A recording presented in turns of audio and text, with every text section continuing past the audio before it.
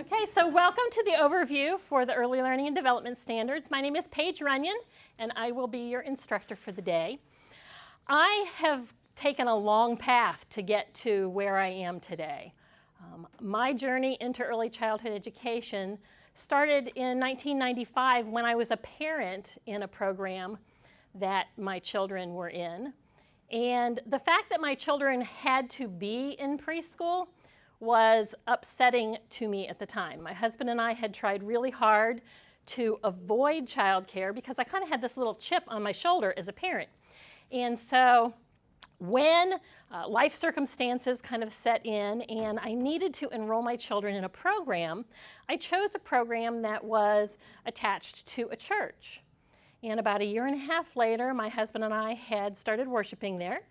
And then I found myself in the position of being approached and asked to take over the program as the administrator.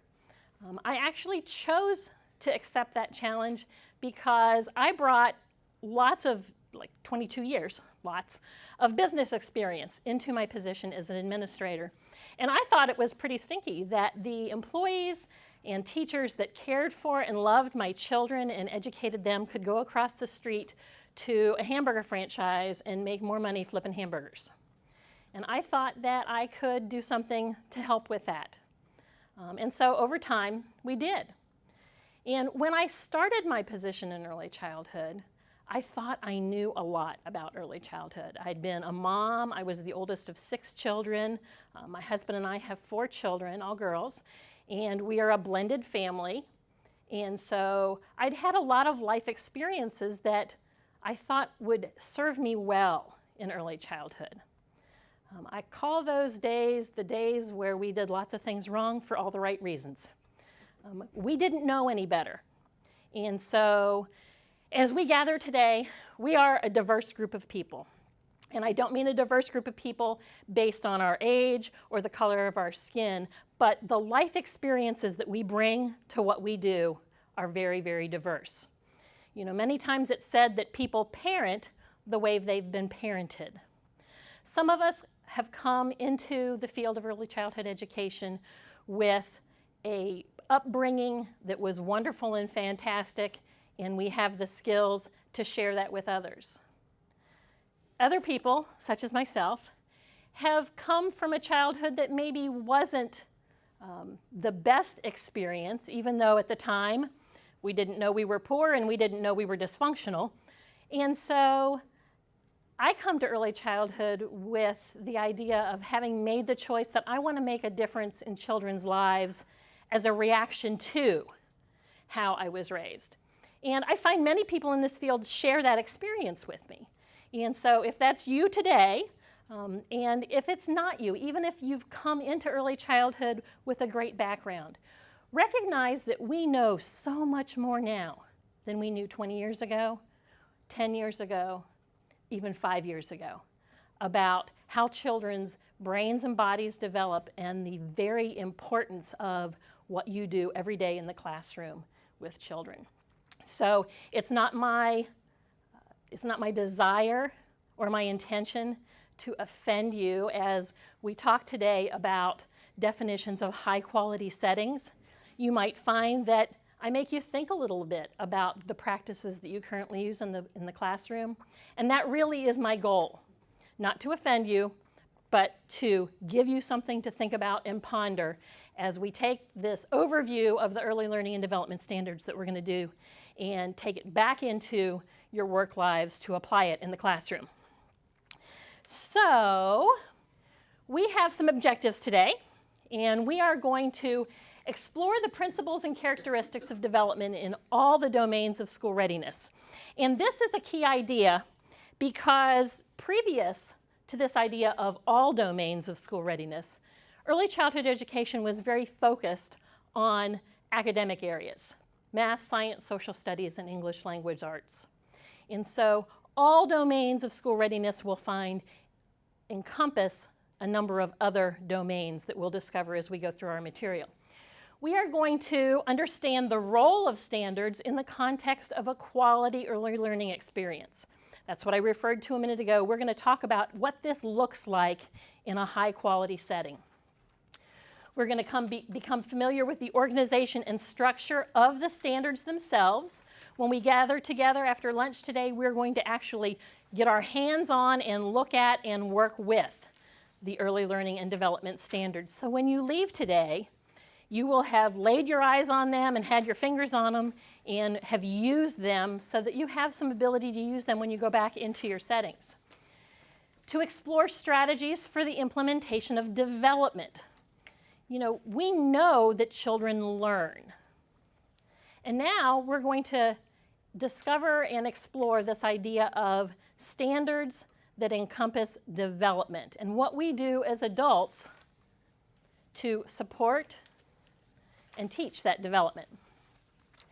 So school readiness, this conversation about school readiness started back in 1995 when the national panel convened, and their goal was to support the development and well-being of children so that their learning would enable them to excel in this area of school readiness, so that children would be ready when they started school. They had 3 objectives in this panel. And although the panel was mainly focused on kindergarten through 12, there were people from the early childhood realm that participated in this project. And so what they came down to was deciding that there were 3 goals that they wanted to set. The first one was that all children would have access to a high-quality setting, and that those high-quality settings would be developmentally appropriate. Now, we hear the word developmentally appropriate tossed around a lot, but developmentally appropriateness really means it's addressing the fact that the child has the developmental capacity to reach a goal. And so it's important for us to recognize what children are typically able to know and do at different stages of development leading up to their first day of kindergarten. If, as the educators, we can't use what we know about where children are in their development, then we can't support them appropriately in development. So that's what this idea of developmentally appropriate preschool programs is about. Number 2, their second objective was that all parents in the United States would be their child's first teacher and devote time each day to helping preschool children learn, and parents will have access to the training and support they need. So I'm going to ask you, have we reached this goal since 1995? Are all parents in the United States their child's first teacher? Do they devote time each day? Do they? No. So part of our responsibility as caregivers and educators of young children is to also support and educate the parents. Does that make sense? Okay. And then, so I want you to think about a family you've known that's been successful in preparing their child for school. What did they do to prepare their children? What are some things that parents did to prepare their children for school? Yes? They read to them. They read to their children. Okay, what else? Talk to them. They talk to them. They sing. They made sure their shops and things were up to date. Okay, they make sure that they have access to health care. They allow them to make decisions. That's a really good one. And all of these are good, but allow to make decisions. Yes, sometimes we see children that come into our programs that haven't been in settings where they are allowed to make decisions. Love them. Okay, they love them. Quality time. Right. So they spend quality time. Okay, they play with them.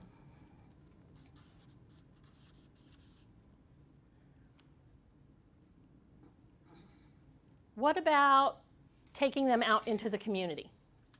How do parents take children out into the community? What do they do with children? Playgrounds. They take them to playgrounds. They've got them out in strollers. Grocery store. the grocery store, the library, restaurants. Different public, festivals, fairs, I can see different cultures, different. Festivals, fairs, they'll be exposed to a lot of different cultures. Great. Sports, football games. Sports, church, Skating. skating, okay, physical activity there too. Okay, the zoo, museums. Right, okay, so parents can do a lot to support their children's development and learning. You know, all families will at some point or another need some additional support. And so another important function that we serve as caregivers and educators is to provide those parents with the support and resources that they need. What kinds of support do the families that you work with need?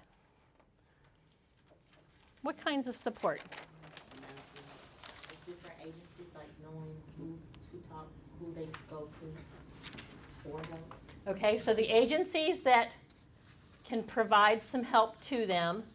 And so some of those agencies that provide help and support to families in our programs, like what? Job and family services. So, job and family services. Housing. United Way. You know, Salvation Army.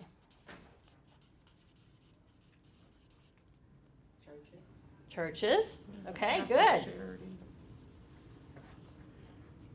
Children's hospital. Children's Hospital, local community. Food pantry.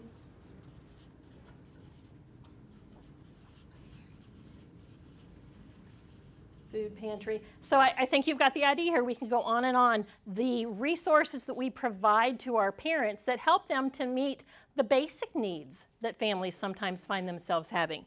You know, as a single parent at one point in my life, I can remember the days of a half an inch of milk in the refrigerator and 4 more days until payday. And at that point in my life, I don't know that there were a lot of social services available, but I didn't know about them at that point. And quite frankly, I could have used a little help. And it wasn't a matter of I wasn't working. It was life circumstances. People don't roll out of bed in the morning and plan to find themselves in those circumstances. So we have a really important role in the lives of the families that we welcome into our programs, whether you're a family child care provider or you're employed by a center. We all have these relationships and these abilities to influence parents in ways that affect children's lives and the lives of families far beyond just what happens during the 7, 8, 9, 10 hours that a child is in our care.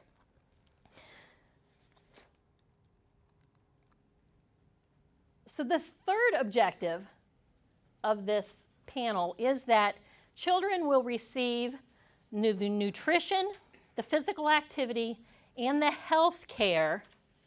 And when I say health care, this includes access to screenings that help us to catch those needs that children sometimes have that are atypical, and to do all of those things so that they can arrive at school with healthy minds and bodies that are ready to learn.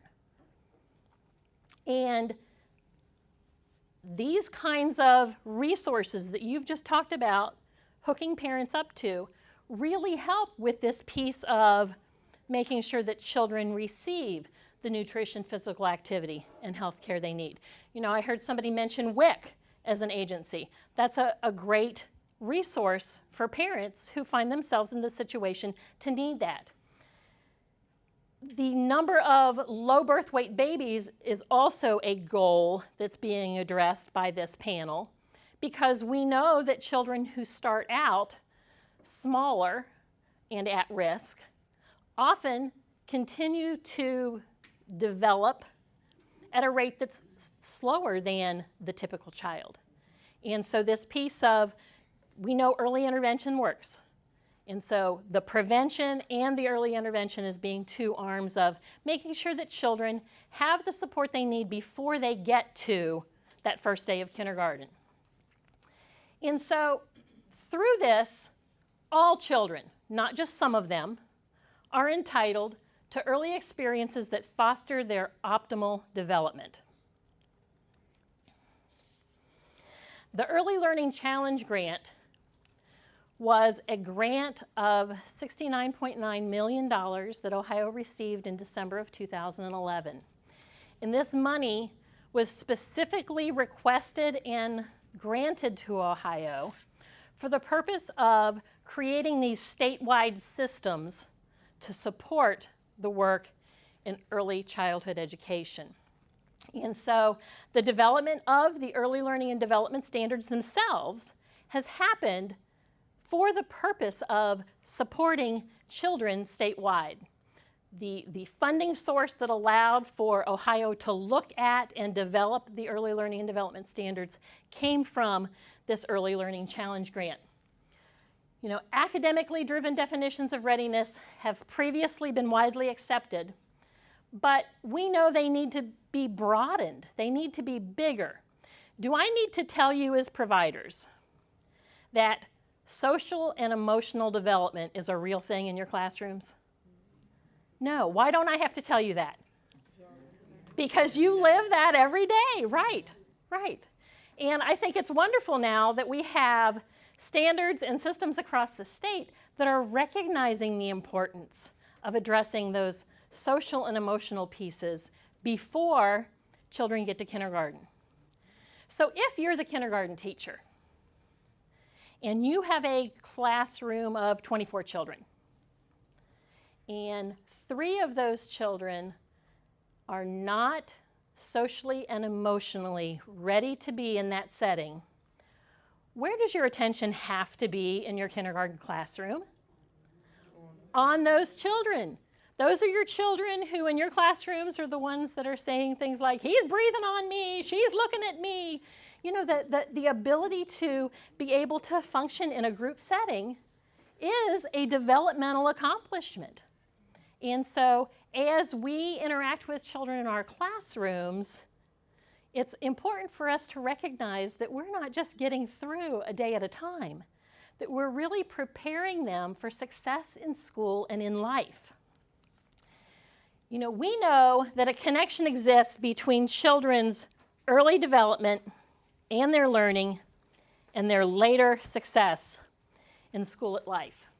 So we're going to explore how some of these factors support children in becoming ready for school. We know that early learning lays the foundation for development. And this early learning and development leads to success in school and life.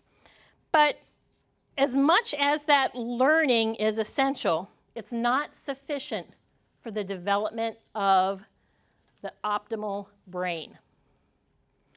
So I'll confess I'm a little bit of a science geek. And what they've discovered about brain development in the last several years is really fascinating stuff. 90% of a child's physical brain is developed by the time they're 5 years old. Now, the math for that tells me that if 90% is developed by their 5, then only 10% of the physical brain develops between the time a child is 5 years old and the time they're adults. The rest of that brain is all developed during the time that they're in our care. That's a huge impact. So I was reading this article, and it used the phrase, a few. And so I had to stop and ask myself, what's a few? Well, it's more than a couple, because we know a couple is 2. So a few must be at least 3. For the first few years of life, a child's brain makes 700 new connections every second. From the time a child is born until the time they're 3, their brain makes new connections at the rate of 700 new connections per second. That is phenomenal, that there's that much going on inside the brains of young children. And this is important for us to understand. We build brain foundations. That's what we do, whether we recognize it or not. We're just not babysitting some children. We are constructing brains. You know, when you build a house, you can put beautiful furnishings in the house. You can put lovely landscaping around it. But if the foundation is not strong, what happens? It falls. It doesn't last. It develops problems. Now, we know that you can retrofit a foundation. You can pay somebody to come in and jack up your house and kind of shore up the foundation. But it takes time to do that, and it takes a whole lot of money, doesn't it? Yeah. So by trying to save a little money and not building a strong foundation, you end up spending the money later and have a lot of problems that develop from it. It's not enough that you have fancy furnishings and beautiful landscapings. You've got to have that strong foundation. So it is with the children we work with. They need those strong foundations. Yes, we can retrofit it through special education and special services, and sometimes we need to. But it's a whole lot easier if that strong foundation is built right from the start. So, because low-level circuits mature early and high-level circuits mature later, different kinds of experiences need to be provided at different ages for children. So a toddler room is not going to look like or function like a preschool classroom. When adults or communities expect young children to master skills for which the necessary brain connections haven't yet been developed, they waste time and resources. When we as adults have inaccurate or unfounded expectations about what children can do and about how they should be developing, we have the possibility of wasting our time and resources because we don't understand how children learn and develop. And it can even impair their brain development. So, toxic stress is one really important thing that we need to look at as we talk about the child's developing brain. Toxic stress impairs brain development. It can arrest it, and it can cause brains not to have that strong foundation. What kinds of toxic stress do children who are in our care experience? Tell me about some toxic stress. Domestic violence. In the community where I come from, 1 in 4 women are at some point in their lives affected by domestic violence. This is a subject that is really close to my heart because it has affected my family. My daughter was a victim of domestic violence early in her marriage, and there was a 2-month-old child who was physically injured, who is my grandson. And so, yes, not only is the domestic violence something that can impact this brain development, but ongoing issues in the home. It doesn't have to be that the child is in fact touched themselves. It can be what I refer to in terms that I want people to understand is it can be this toxicness in the air. It can be environmental, so it doesn't always have to be physical. Sometimes it's that emotional and social, or emotional and verbal kind of abuse that can affect children. What other kinds of toxic stress? Sexual abuse. Poverty. I'm sorry? Poverty, yes, poverty. Children who don't have enough to eat. You know, I had this child, there were 2 children that came into my program, and the grandfather and their aunt came and enrolled them. And the aunt filled out all of the paperwork with this grandfather who had, at a time in his life that he thought he would be retiring, taken on custody that was going to be permanent of this 3-year-old and 4-year-old. And the 4-year-old could not sit down to eat his breakfast or lunch or snack without going down the hall to see that his brother had his own food. Now, what has to happen in the life of a child so that by the time they're 4, they've taken on this thought of, I have to share everything I have with my younger sibling, and it's my responsibility to make sure that he has enough food. So yes, poverty, as well as the effects of families that experience substance abuses. You know, children are victims in that. What else? What other kinds of toxic stress? Yes? Parents who are incarcerated. Parents who are incarcerated.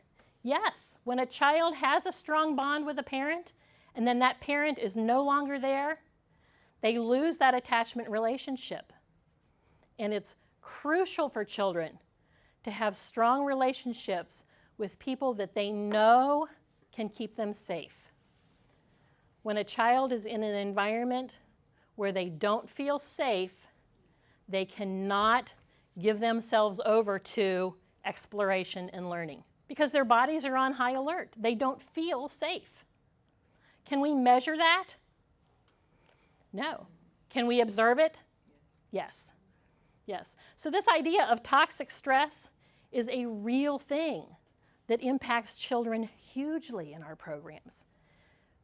Who has the ability to make those observations and provide supports for families and intervention when necessary? We do. We do. And that is a huge responsibility. That makes what we do so much more serious than, oh, we provide some preschool. That puts us into this professional realm of supporting children and families, not just by providing high-quality settings for the children, but by engaging with families and supporting the parents as well. What about the death of a parent? Is the death of a parent traumatic for a child? Absolutely. Absolutely.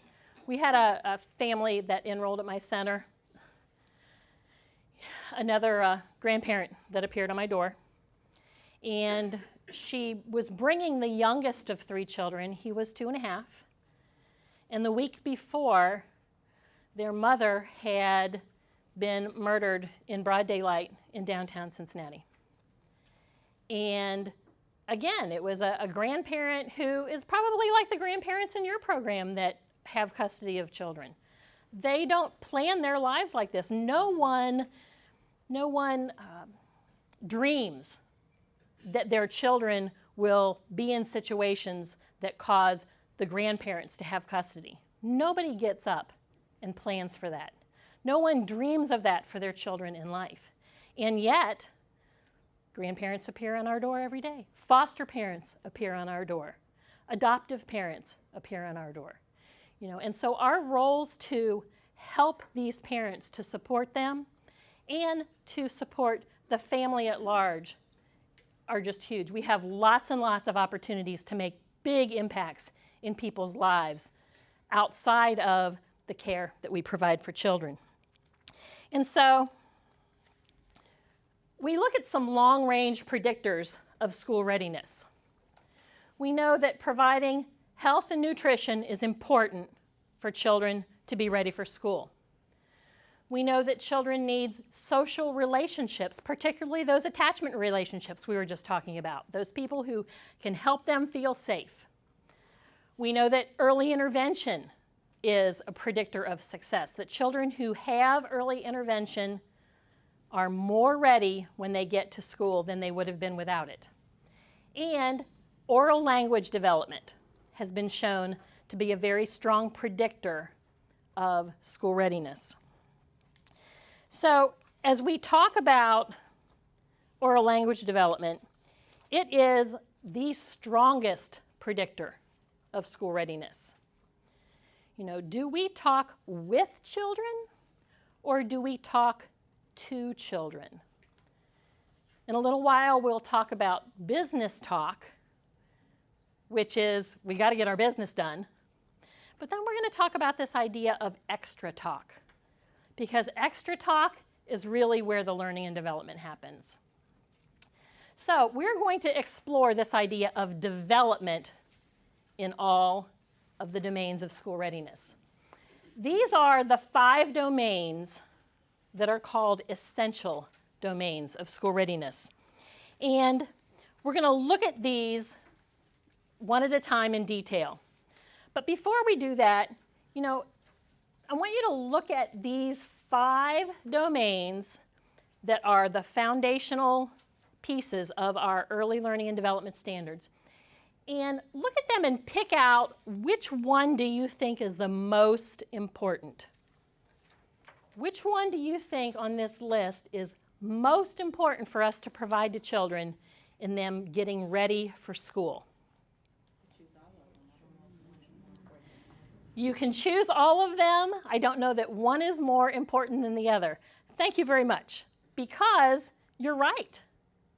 You're right. It's this intertwining, it's this dance between all of them. You know, social and emotional is first. We know that we can't get through a day in our classrooms without working on the social and emotional pieces, right? Isn't this true? Okay. The idea of approaches towards learning. This is a child's persistence, their creativity, their ability to pay attention to things. Children, we want them, by the time they get ready for school, to have a love of learning. Because when we can give children a love of learning, then what happens to them through their next 12 years of school? They take that on for themselves, right? Because they enjoy it. They enjoy the process of learning. And so it's really important that the experiences that the children have while they're in our care are setting them up to love learning. The cognition and general knowledge is a category that includes early math, early science, early social studies, but it also encompasses memory and symbolic thought and reasoning and problem solving.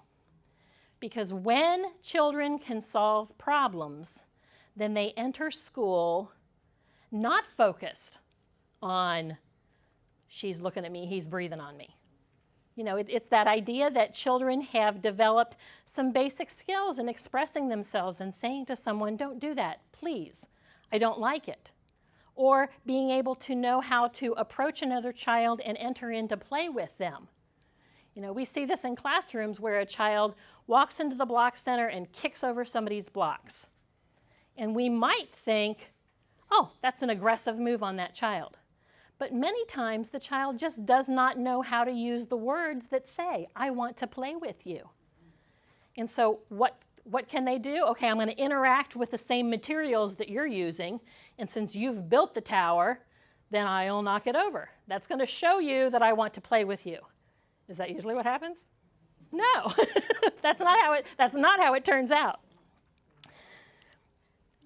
Language and literacy development. We know that children develop their abilities to communicate during those 0 to 5 years. And so exposing them to lots of rich language and literacy experiences, not just reading books, but interacting with books, interacting with letters, interacting with words. Those are important foundational skills that we send children off to school with.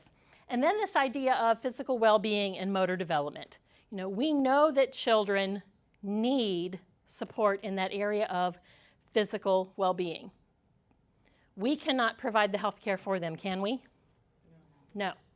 But we can support the families so that the health care is happening in the children's lives and being provided to children. Motor development.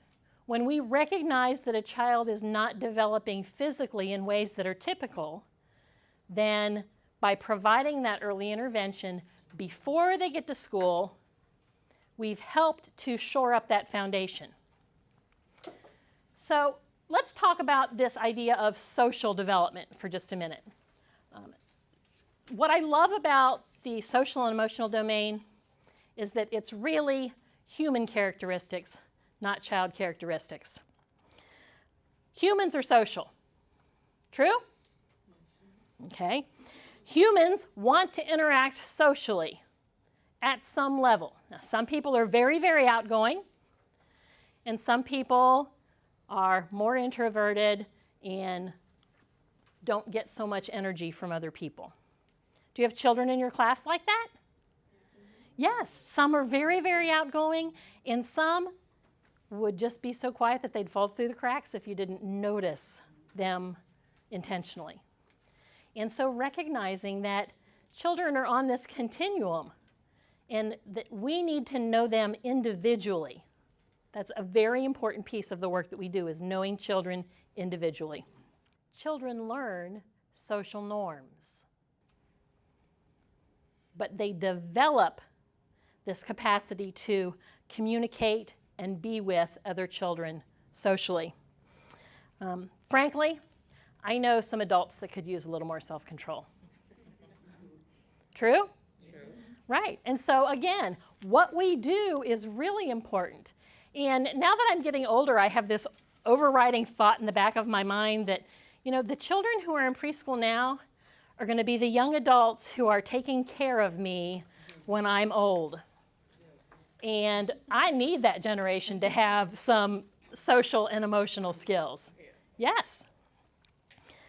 So if social development happens innately, and children develop and learn this ability to regulate themselves, then let's talk about how children learn to behave. Now, that's a loaded word. What could we say about the term mistaken behavior? You know, as an administrator, I often heard the term misbehavior.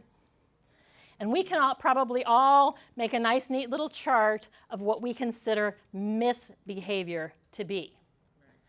But if children learn by experimenting with new things and attempting new things and looking at cause and effect, I love the term mistaken behavior because it really illustrates that the child is experimenting with that cause and effect. They're trying to figure it out. And, you know, does it happen the same time every time I do it? Does it happen the same way? It's mistaken behavior. So, emotional development. Humans have emotions and we express emotions. Do we have to teach a baby to express their emotion? No, they just do it. However, as children grow into being toddlers and preschoolers and then young people and adults, they've got this ability to be aware of and identify and control their emotions. Do children need support in developing those skills? Yes. Yes. So some of development happens all by itself, and some we need to support.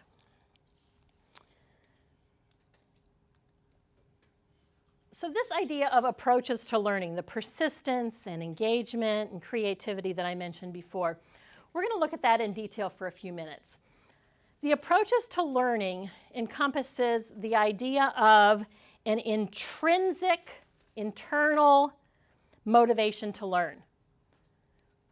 That those children that I talked about a minute ago that have this love of learning by the time they get to school, this is what we're talking about, that intrinsic motivation. They don't have to have someone standing in their lives all the time keeping their thumb on them. They have developed a natural curiosity and persistence to pay attention, to attend to a task. And so we enable that development and learning through those first 5 years. Engagement. Engagement really just means being able to plug in and be interested in something. You know, you probably have experienced children in your classroom that kind of resemble little pinballs, where they just bounce from place to place to place to place to place. That's a child who does not show a lot of engagement.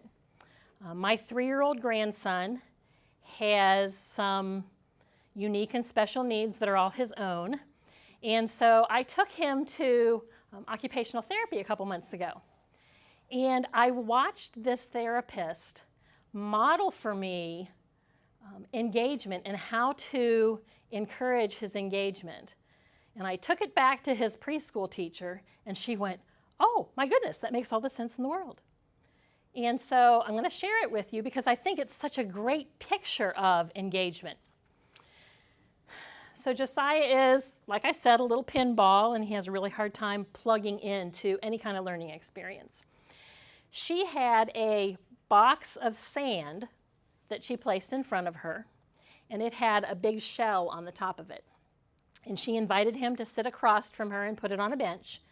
And she showed him how to pick up the sand with the shell and dump it out. And so he picked up the shell and dumped it out 2 or 3 times, and then he was going to be off doing something else. And she said, oh, but wait a minute. Look, can you do this? And she took her finger and traced a circle in the sand. And so he took his finger and he put it in and he ran it outside of the box, you know, just around the edge. And he did this 3 or 4 times, and he was watching what was happening to it, and he was a little interested.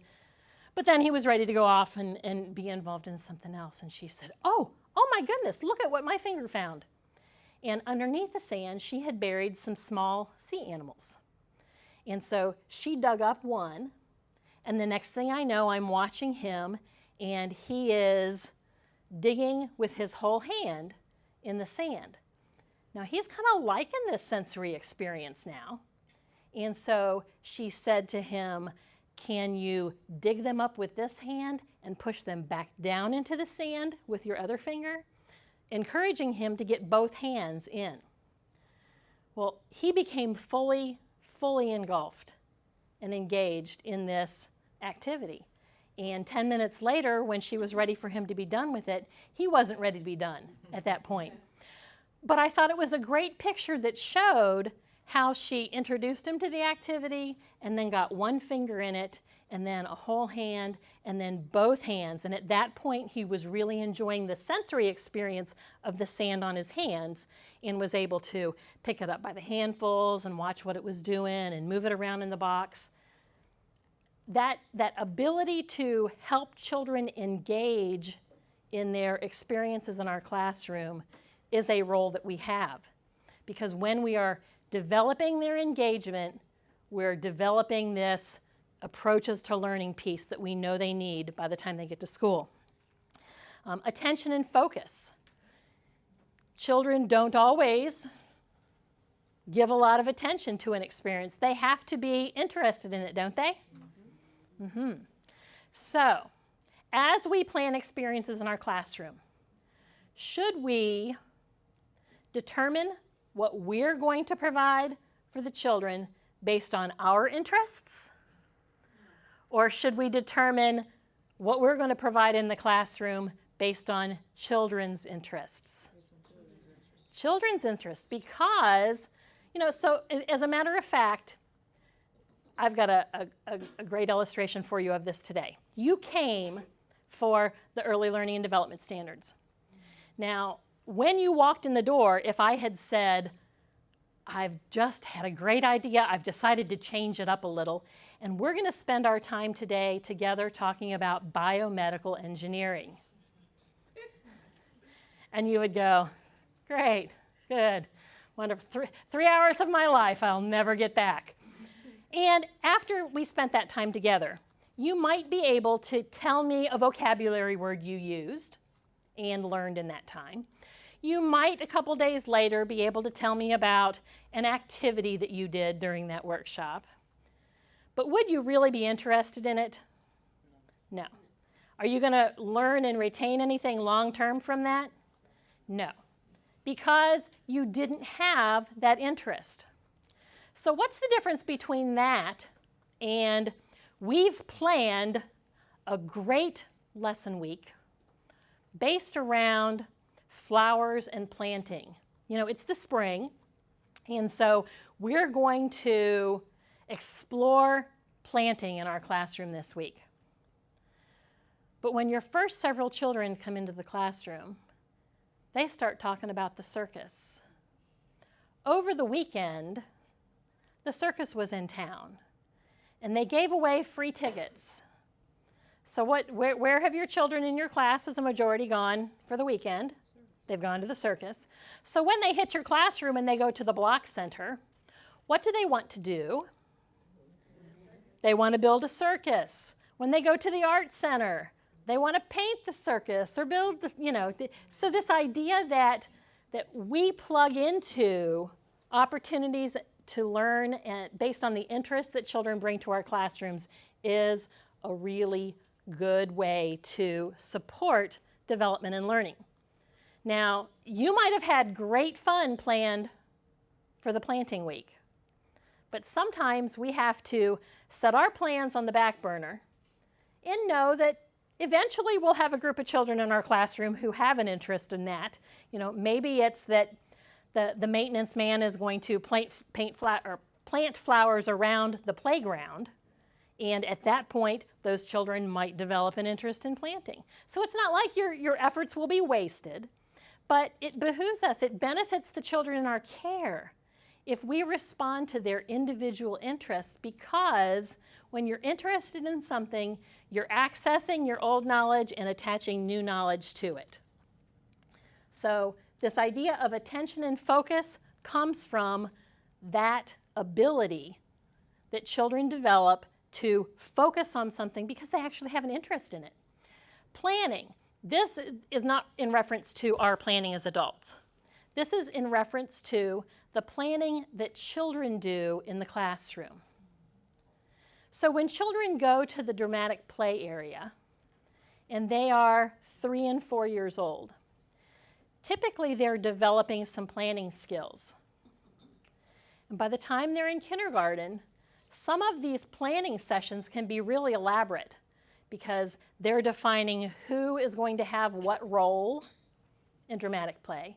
It's not just that they get to the dramatic play center and decide to play. They have to plan out who's going to be the mom, who's going to be the dad, who's going to be the dog and the cat. You know, I can remember in the gym thinking, these children are all going to go home with no knees in their pants tonight because everybody wanted to be a kitty cat or a dog. And so this pretend play is full of learning and rich experiences for them and really contains a whole lot of language experiences if we notice their interests and expand on them. But planning is very important to children. The ability to plan is something that we have to support in our classrooms. Persistence. Now, I've known some children who really have some natural persistence. Because if I'm trying to go in this direction and they want to go in this direction, what are they going to persist in? Their direction. So allowing children choices in the context of give them 2 choices and you're going to be okay with either one allows them to develop some of this persistence that we know children need to have. Persistence is also the ability to do something again if your first attempt fails. You know, sometimes we see children who make a mistake and can't get beyond the mistake. They need a new piece of paper because they're already set to that mindset of perfectionism. And so helping children through this time that they're developing persistence is a very important foundational skill that they need to be ready for school and success in life. And then creativity and innovation. How do children create in our classrooms? Where do we see children creating in our classrooms? Everywhere? All of the activity centers? You know, I had a little boy who did not want to leave the block center. And early in life, you know, my whole life is just standing up in front of groups and confessing my junk.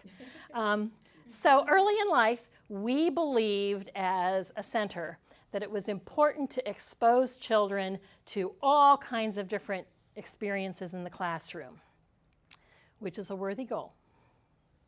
However, our method was that we had this little kitchen timer, and we would set it for 12 minutes, and every 12 and a half, and every 12 and a half minutes it would go off, and we would require children to stop what they were doing and move to another center.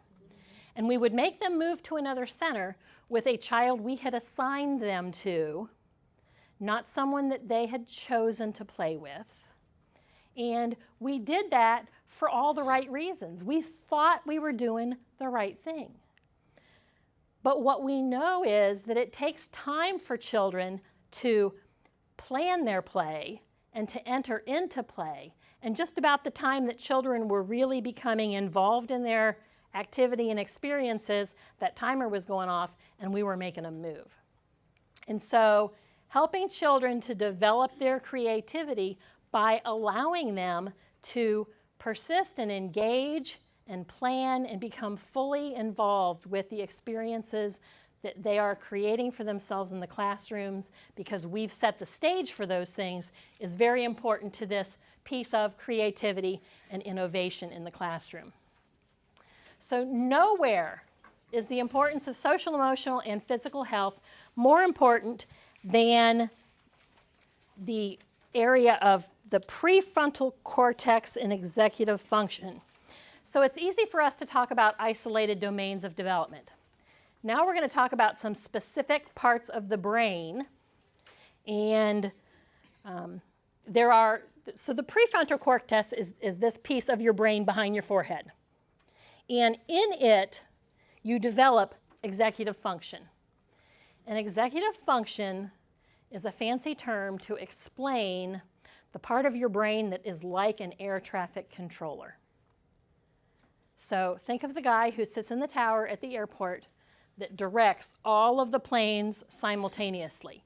He has to remember that this one is landing and this one is taking off. Who is at what altitude? He has to remember a lot of things at the same time in order to keep everybody who's in the sky safe. And so there are 3 parts of executive function that develop.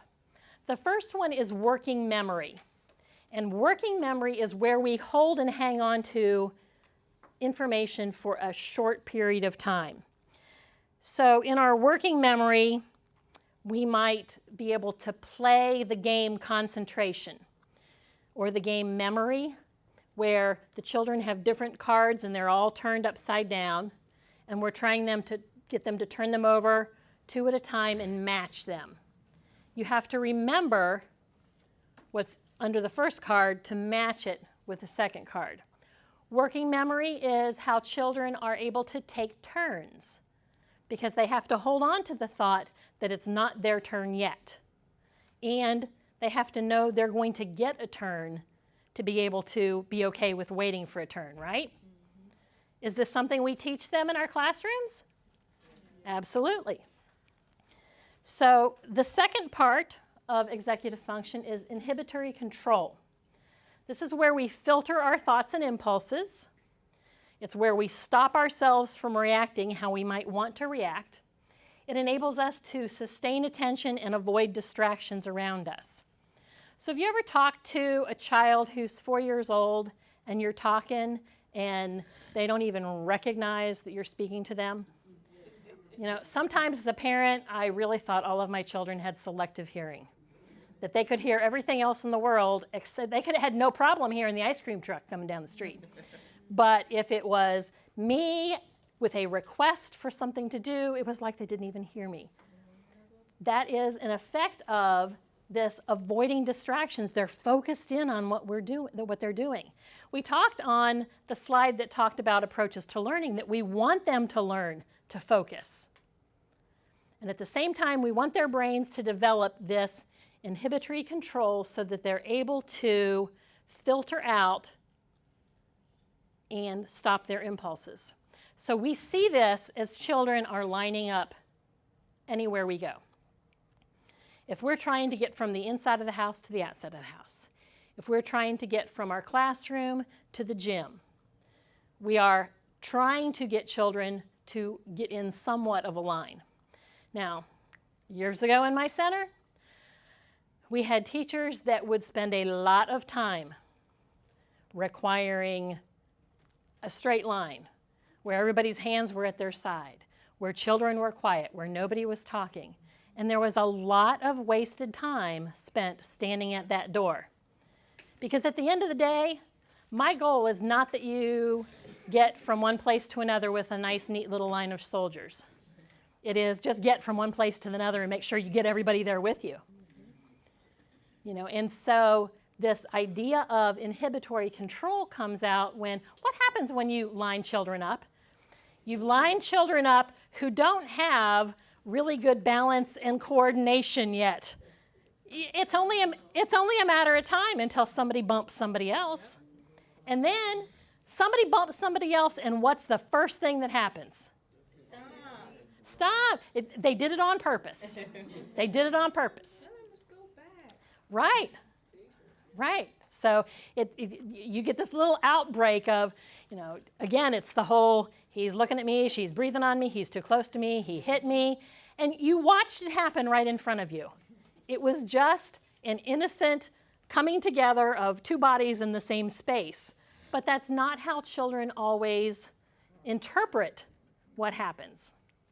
And so, again, this piece of inhibitory control where children are able to stop themselves from turning around and punching the person or slapping the person or yelling at the person that bumped into them, but that they're able to stop themselves from that. And so then the next thing that we're going to talk about is the cognitive and mental flexibility. So this is where children can adjust to change demands. It's when they catch their mistakes and fix them, they think of new ways to do things. We support this in our classrooms by letting children have opportunities to do some problem solving. You know, sometimes as adults, we solve problems for children too fast.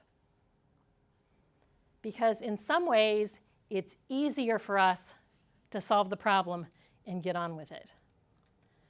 But really, long term, if we teach those children to solve their problems early on, then it becomes well worth that investment of time as they're able to become to function as social individuals who have that mental flexibility to know that there's more than one way to solve a problem. So my children, my grandchildren, have learned that there is a set of rules at Mommy's house and a set of rules at Papa's house. I don't know how many of you experience this in your lives. I don't know how my children and my husband and I raise children together now that I have this lens of appropriate practice and developmental approaches to parenting and developing, helping children to develop. So my granddaughter is 2 years old, and she knows when she comes to my house that Papa is going to have a little bag of those chocolate Hostess donuts in the cabinet in the kitchen. This is a child who doesn't get donuts and cookies at home at her mom's and dad's house. But when she comes to Mama and Papa's house, she is 2, and she can remember that the rules are a little different. This is that mental flexibility piece. Sometimes children have rules at home that are different than their rules at school, don't they? And while part of our jobs are to support those cultures that families bring into our programs, some things just have to happen the way they need to happen in our classroom. So example, a child might eat in front of the television at home or might not have to sit down to eat at all. And yet they come to our classroom, and what do we require of them? That they sit down. Are they allowed to get up and wander around your classroom with food while they eat? No. And so it's up to us, again, to recognize that what children know or don't know is often a direct reflection of the experiences that they've had. And also to remember that children are going to test us. You know, my 3-year-old grandson tests me all the time to make sure that the rules are going to be the same as they were the last time he was there. And so this mental flexibility piece is really, really big. That's how children develop. So I want you to do a little activity with me here. I'm going to leave these up here, and I want you to identify with me and for yourselves what part of this executive function, this prefrontal cortex, you're using if you're the character in my story. So you're planning a trip. You have to purchase a ticket, and that means you have to do research and decide what's the cheapest ticket, when to leave, from what airport, and you have to decide where you're going to stay when you get to where you're going. What are you using here? Working memory. You have to think ahead. You have to decide what to pack. And you have to draw upon your past experiences to travel and your weather experiences to decide to help you to know what to pack. Working memory again. And the mental flexibility. So then you have to decide what time to leave for the airport. You have to plan backwards to figure out what time to leave and how long the security line is and what time they advise you to be at the airport. Then once you arrive at the airport, you draw upon your past experiences in the security line if you've been there. So you know how to put the things in bins. You already have your little plastic baggie. You take your camera and your iPad out of your carry-on. You know the security procedure. You know how to walk through the scanner. And you know that you have to wait in line. Inability control. That inhibitory control, right? And you're using your working memory. And you're trying to be a little bit flexible because you have to wait. You resist the urge to jump in the line when you see how long it is. What is that? The inhibitory control. So you locate your gate and you look at the kiosk. You have to filter out a lot of information when you're looking at that screen, and you have to focus on the task at hand and the details up there to identify which gate you're going to. Inhibitory control. You've got to avoid those distractions. So as much as you want to board early, you have to wait for your zone to be called. Right? You see how these are all entwined in each other? Right. So after boarding, you check a few emails, but boy, you're a rule follower. So when the flight attendant asks everybody to turn off their electronics, you turn it off because you know you'll be able to check your emails later because they'll still all be right there in your computer. Working memory. The lady next to you lost her wallet. You think about how she must feel, and you try to comfort her and help her look for it. Cognitive mental flexibility. While reading on the plane, you have to ignore all the distractions and talking around you if you're going to finish your book. When the snack and beverages come, you put your book down and enjoy your peanuts, but you pick your book right back up where you left off, and you're able to jump back into the book. Right. All of them. Throughout the flight, you worry about the close time for your connecting flight and about missing the flight. You really had to think flexibly about plan B. You're a little annoyed when you arrived and your flight ended up being delayed and then the gate kept changing. But you knew you couldn't get frustrated and say anything to the flight attendant that announced it because it really wasn't her fault. So you tried to take a couple of deep breaths to calm down. Right. You're using all of these different parts at the same time. So of course, when you arrived at the baggage claim, you needed to be able to identify your luggage and visually sort through all of those suitcases as they came to the turntable. And once you got yours, it was time to look for transportation to the hotel. Working memory and Okay. So now let's look at Addison, because Addison is in your before school program. So she wakes up every day before 6 a.m., but knows she's supposed to stay in her room until it's time to wake up. She plays quietly and reads books until the clock says 6:30. Inhibitory control, right? And working memory, because she's remembering what time she's allowed to get up. The first thing she does in the morning is to take a look at her cereal choices. When she sees there isn't a lot of her favorite cereal left, she asks her mom to write it on the grocery list so they remember to buy it at the grocery store. Then she'll have just a small bit of it so it will last longer before having a larger portion of another type of cereal. So it's all of them. She's using inhibitory control because she's not going to eat it all. Her working memory is that she can ask her mom to put it on the grocery list and that they'll get more. And that mental flexibility of, I'm going to eat a little bit of this and some more of another cereal. So she looks at the weather and then plans what she's going to wear that day to school. She tries to decide whether or not she should wear sneakers, a jacket, tights, etc. She's learned she needs to come up with more than one option for school in case her first choice is in the dirty laundry. Mental flexibility. Mm-hmm. She follows the same basic routine every morning for school. She's figured out it's best to get dressed after breakfast in case something spills on her clothes because she doesn't want to get the outfit she picked out dirty. Memory. Mm-hmm. The most trying time for her is when she has to put on her shoes and tie them. Sometimes she gets really frustrated very quickly and she has to start over. So she takes a deep breath and quietly talks herself through each step. Sometimes she sings a song with her mom to remind her of what to do next, and it also helps to relax her when she gets discouraged and frustrated. All of it, inhibitory control, being flexible, right. In the car ride to school, she spends the last few minutes cuddling her special blanket.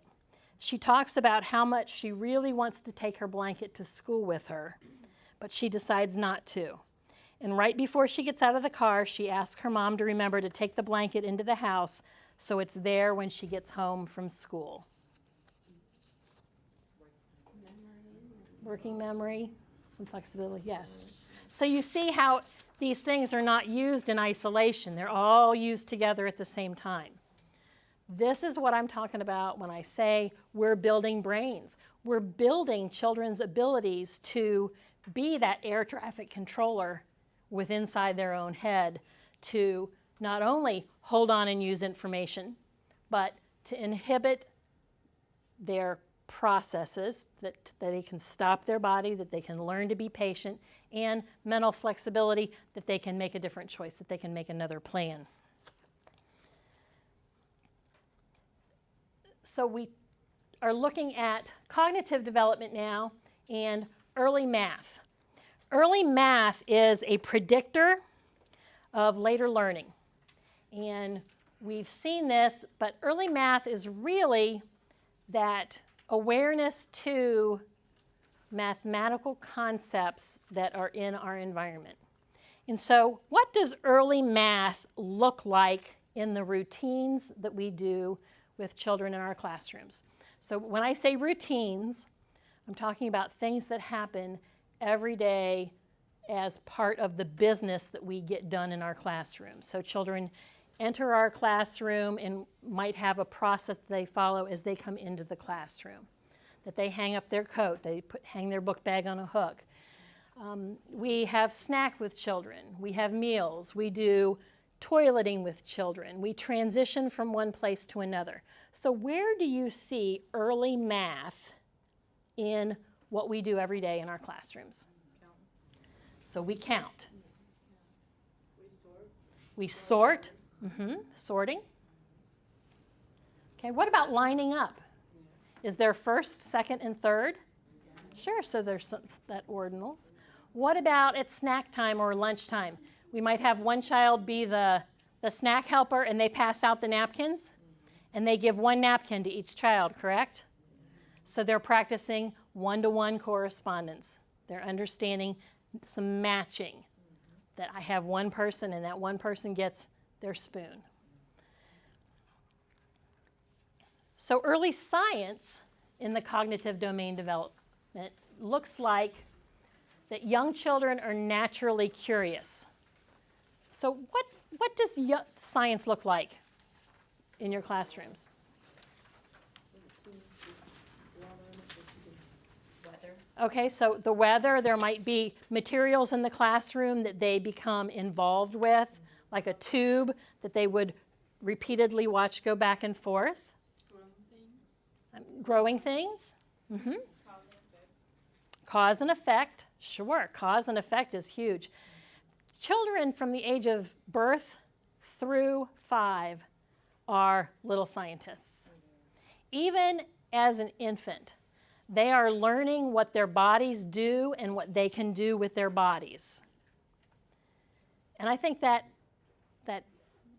goes all the way through their preschool years. As children are out on the playground, they are still figuring out what their bodies can do and what they can do with their bodies. They're also figuring out what their effects are on how they can affect the world around them. And so this idea that children are scientists is very, very foundational to those experiences that we need to provide them in the classroom to investigate.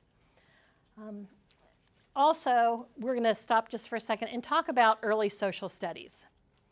So what does early social studies look like in our classrooms? Early economics.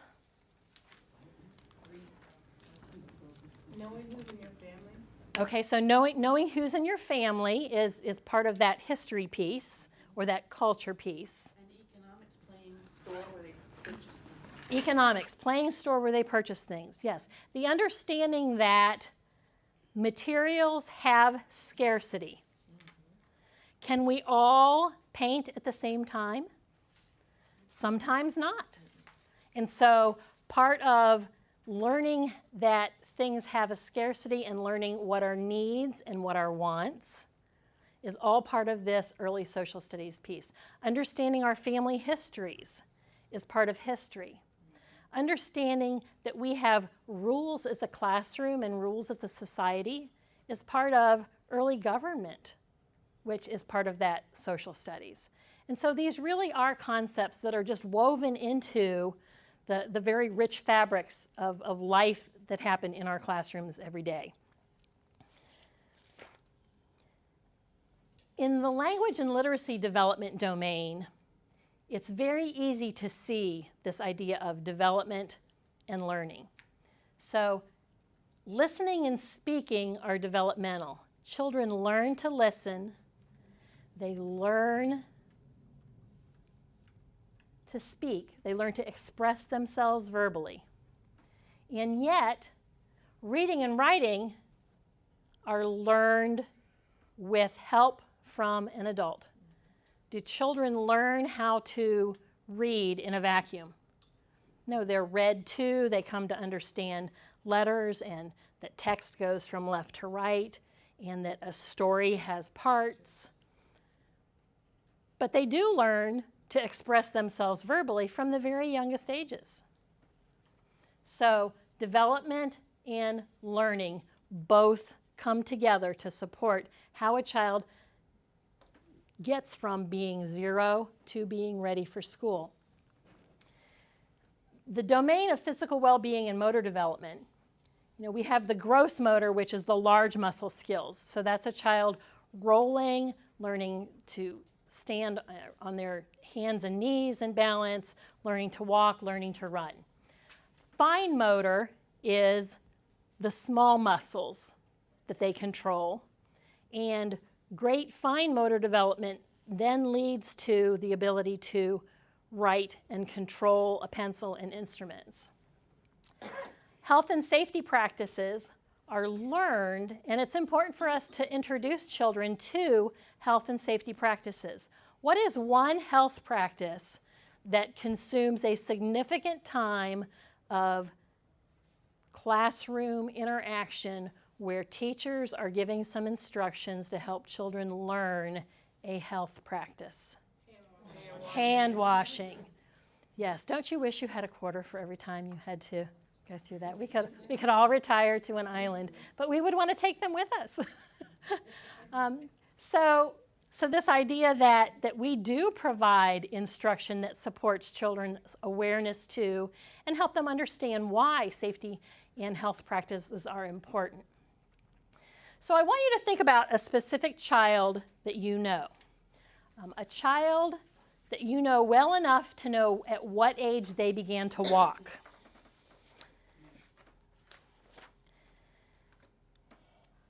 So I said a child that's 12 months old. But you might have had a different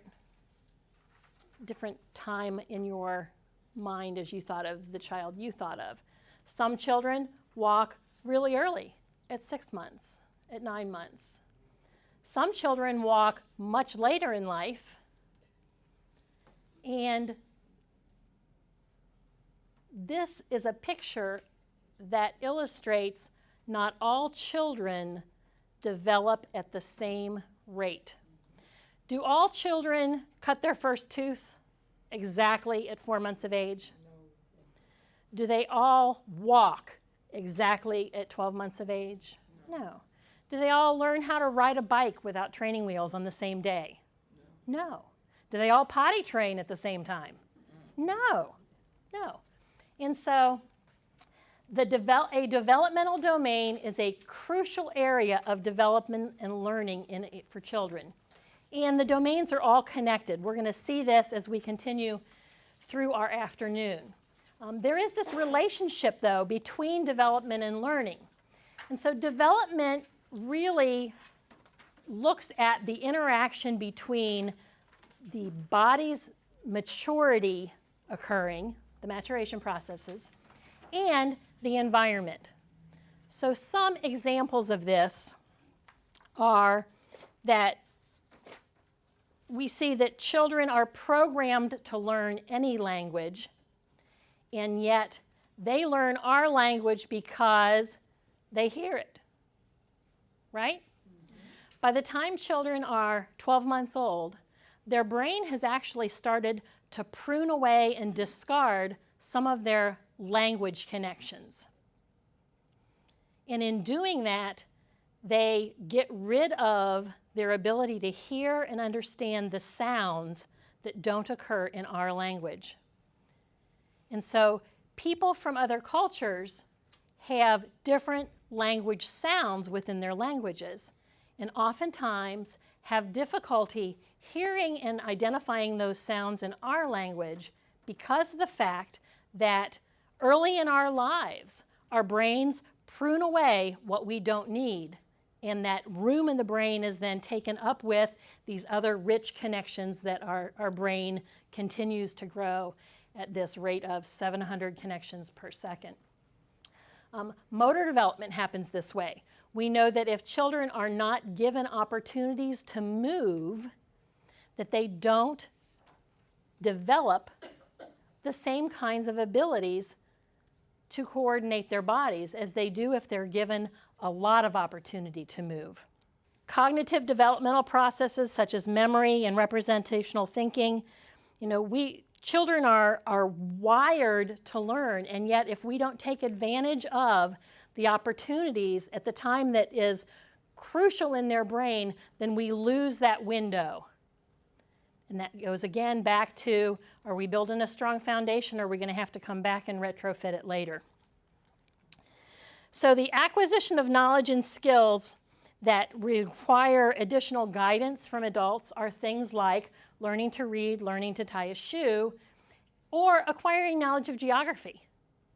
You know, we all spent some time in elementary school learning about geography, but that's not something that we just develop on our own. So you have to be ready developmentally in order to learn with guided instruction. So let's take a minute and identify some skills or knowledge that children achieve that represent development in those learned skills that have to be taught. So one of my favorites is children sing. They love to sing, don't they?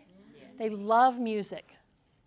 And as adults, we know this because we use music to learn the alphabet. We use music to help them learn the days of the week, or numbers, or the calendar months. You know, to this day, I cannot, and I'm going to age myself here, I cannot spell the word encyclopedia without remembering a Walt Disney program that had a little character named Jiminy Cricket who would sing. Okay, thank you very much. I'm somewhat older than most of the audience, and it's always nice to see a head nod and say, oh yes, I know what you're talking about. He sang this song, and in it he spelled encyclopedia, and I'm over 50 years old, and I cannot write the word without hearing him sing the little song in my brain. And so we attach, you know, how many of us can go back and know the words to a song that we haven't heard in 20 years? Right, singing is powerful. At the same time, children have to be taught how to play the piano. So they develop the ability to sing and love music. But the learning piece comes with learning to play an instrument. Children cough. So that's developmental. What about coughing into your elbow so you're not coughing on your neighbors? It has to be taught. Right. What are some other things? Is there anything else you can think of that is a really obvious example of this that is common to you? So children learn from infancy how to grasp items. So that's developmental. And yet, they have to be taught how to hold a writing instrument, a pencil or a crayon, with the correct grasp in order to have that fine motor control to produce legible letters and numbers. What about a child who eats? Do we have to teach children to eat? No, babies can get that off of the tray and put it in their mouth. But we have to teach them how to hold a fork or a spoon to use the utensils. So this interaction between development and learning, which has to come first? Development, right. So now we're going to discuss what standards are and what standards are not. So we've discussed earlier that we know early learning is important and that it contributes to success in school and in life. And we've discussed that school readiness is a goal that we have for the early years of development and learning. At this point, we don't have an overarching, consistent plan of how we're going to get to this goal of school readiness. And so the standards were developed for us to be able to use as a guide. While they appear as a list, they're not a checklist. And we need to recognize that they are integrated. They're entwined with each other. And we don't use them or look at them in isolation. And so we talked about the 5 domains of school readiness. And now we're going to spend some time talking about the individual standards that are included and defined in each of the domains. So standards are a consistent set of expectations for learning. And what I want to mention here is standards are not the curriculum. Standards are part of the curriculum. They're aligned to the curriculum.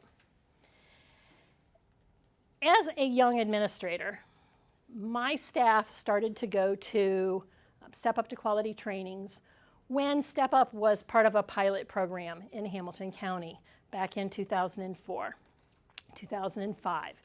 And their experiences at the beginning were very defeating for them because they went into a learning environment and came back to me at the center and came into my office, my core staff, my trusted, dependable staff, and they cried in my office and said, "We don't understand the words that they're using. It makes us feel not smart." And I have remembered that my entire work in early childhood, because I think it's important for us to pause and pay attention to the vocabulary that we use. When we use new words with children, we surround them with words to help them understand what we want them to know. And I want to do the same with you. So this idea of integration means that we're looking at all of these together and that it doesn't function alone. As we look at the standards, they're not curriculum. Curriculum is the how of what we do. Standards are the what of what we do. So curriculum is the how of what we do. The standards are the definitions of the expectations we have for development and learning. And as I said, they're not a checklist. The teacher's role in the classroom is to assess all the time. Assessment was one of those words that my staff really struggled with at the beginning. And so to take just a few seconds, assessment is what you do all the time as a teacher. You observe children and you compare what you observe to what you already know about that specific child and about how children develop. And so this word assessment really just refers to that comparison between what you are seeing and what you know about children and a particular child. So the standards represent the knowledge and skills that children need to be successful. What we know is that high quality in care ultimately boils down to the relationships that children have. When my grandson came to be in my custody in my program, I did not have an infant toddler program at that time. And he was 2 months old, and I was going to need one pretty quick. And so I really went on this journey of trying to learn about quality infant care. And I was able to be at a leadership conference where I heard Peter Mangione speak. Peter Mangione is a gentleman who is one of the primary people involved with West Ed out in California. And he and Ron Lally developed the program for infant and toddler care. And he spoke some words in that conference as I sat listening that have impacted my work foundationally in early childhood, because what he said rang so true to me. It was as if the world kind of slowed down and there were spotlights on it. It was just one of those mile marker points in my life. What he said was this, that in order for children to learn, that they have to feel safe and secure. In order for them to give themselves over to exploration and discovery, they have to feel safe and secure in their environment, and they have to feel safe and secure with the adults who are caring for them in that environment. Now think about a child in your group on their very first day. Do they feel safe and secure? No. No, it's very important as children enter our groups that we help them to learn and experience being part of our classroom communities. each of our classrooms are just in and of itself a little community of learners. And so helping them to find a place and be valued. You know, one way we do that is using their name. Other ways we do that are making sure that they're included. Sometimes we give them a buddy. Sometimes we make sure that we are going to that child to bring them into the activities that we're doing. But this sense of safety and security is so foundational to their ability to lose themselves in the learning experiences. Now think of a child who's been in your group for a long time. And think about that child's ability to interact with materials and their friends in the classroom setting and lose themselves because they do feel safe and secure. So this idea that relationships are important is very, very foundational to the work that we do. And indeed, the main marker of a quality setting goes back to this idea of relationships. You know, in our classrooms, we share life. And that means we share all of the facets of children's lives. Because when they come back after being off all weekend, we hear all of their stories, don't we? We used to make a deal with the parents in my program that we would believe half of what we heard if they would believe half of what they heard about what happened in the classroom. Because you're experiencing life through the eyes of a 3 or a 4-year-old, or in some cases, a 1 and a 2-year-old, as they try to communicate with you and tell you about meaningful things in their lives. And it's important that we know those things because, again, we want to attach learning, we want to build learning off of what children are already interested in. And so we have to know about what's going on in their lives. So standards really address this idea of the quality in the classroom being foundationally relational, and then after that relationship is established, then we know that children can explore and initiate their involvement in activities.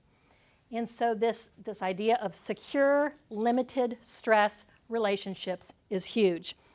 We talked about toxic stress earlier today. And when a child experiences toxic stress, whether it's in our classrooms or in their homes or communities, their bodies, as well as our bodies as adults, release a chemical called cortisol. Now, many of you have probably heard cortisol. It's called that belly fat hormone that's advertised on TV. And cortisol floods their body during times of stress. It takes about 48 hours for that hormone, that chemical in their blood, to be filtered out of their blood and their body. And so when a child comes to your classroom and there was fighting happening at home the night before that released some of that chemical, what are they bringing to your classroom? They're bringing their stress to your classroom. So sometimes it's not about what happens in the classroom. But let's take a look at that. Things that happen in the classroom, can they be stressful for young children? Yes. Yes. And sometimes, even though adults mean well, we create more stress than we need to. We do all the wrong things for all the right reasons. And again, I'm going to reflect back on my learning curve. Teachers who have really high control, that want to make decisions for children, that don't give children a lot of choices, it amps up this level of stress in the room. If you're an adult and you feel like all you do is tell children what to do all day, I'm going to challenge you to kind of think about that when you go back into your program in your classroom and think about the types of communication that you're having with children and maybe some other ways that you can communicate and get done what we need to get done. So there's some business that we need to do in our classrooms. And I'm not saying that we shouldn't do our business, because we've got to have some sense of order. But at the same time, the way we do that is so important, because when the classroom is full of stress, do children lose themselves in learning and exploration? No. No. So quality is seen in the interactions that children have with each other and the interactions that the adults have with the children in the classroom. It's seen in learning environments, so what's in our classrooms and how they're set up, and the accessibility that children have to be able to use the materials in the classrooms. Planned learning experiences, which are opportunities that the adults are taking to extend the learning that children are experiencing. And then the idea of routines that we're going to come back and visit in a little bit. Part of what we do in our classroom communities is that through our routines, we accomplish the business that we need to. And one way we can do this is to give children jobs. Children love to have jobs, don't they? Yeah. Yes. And because they're interested in it, it's a great way to build their learning experiences. And so they start to understand cooperation and partnership as they do jobs within their classroom setting. They understand what it means to have responsibility in a community. They are able to experience that classroom belonging to feel safe and secure, and then they're able to lose themselves in learning experiences. So when they're ready for those learning experiences, then we can start to introduce those new skills in ways that are based on children's interests. And we want to have developmentally appropriate experiences for children that promote this idea of investigation and discovery and exploring both the materials and what they can do with the materials. So although we've known for a long time that play contributes to learning, experiments actually show that scientifically it's true. Children learn through play. When we first, in my center, started to play around with this idea of children having free choice of what to do and whom to do it with, we kind of had to get sold on this idea that children learn through play. And yet science shows us that this is true. You know, adults, we know to focus our attention on the middle of the screen when we watch a screen, be it in a movie theater or the television at home or the computer screen. However, children focus all over the screen. And this is because they've not yet learned where to focus. And so as they interact with materials in our classrooms, they're developing this ability to know where to focus. So researchers created a toy that did 4 interesting things. And one by one, the children were escorted into a small room with a researcher. And the first researcher showed the first child one way that this interesting toy worked. And then he said, I have to go do something. I'll be back in just a minute. You can go ahead and play with the toy. And so the child played with the toy in the way that the researcher had demonstrated for him. And then in a couple minutes was bored with the toy. So the next child went in, and the second researcher said, here is how this toy works, showed the child one way the toy worked, got called away, told the child they could play. The child used the toy just like the instructor, the researcher, had instructed them to. This happened again with the third child. The fourth child that came in, the researcher did not show the child how to play with the toy. And immediately said, I need to go take care of something for just a minute. You can go ahead and play with the toy. And the child, all by themselves, without any instruction from an adult, discovered all 4 ways that the toy worked.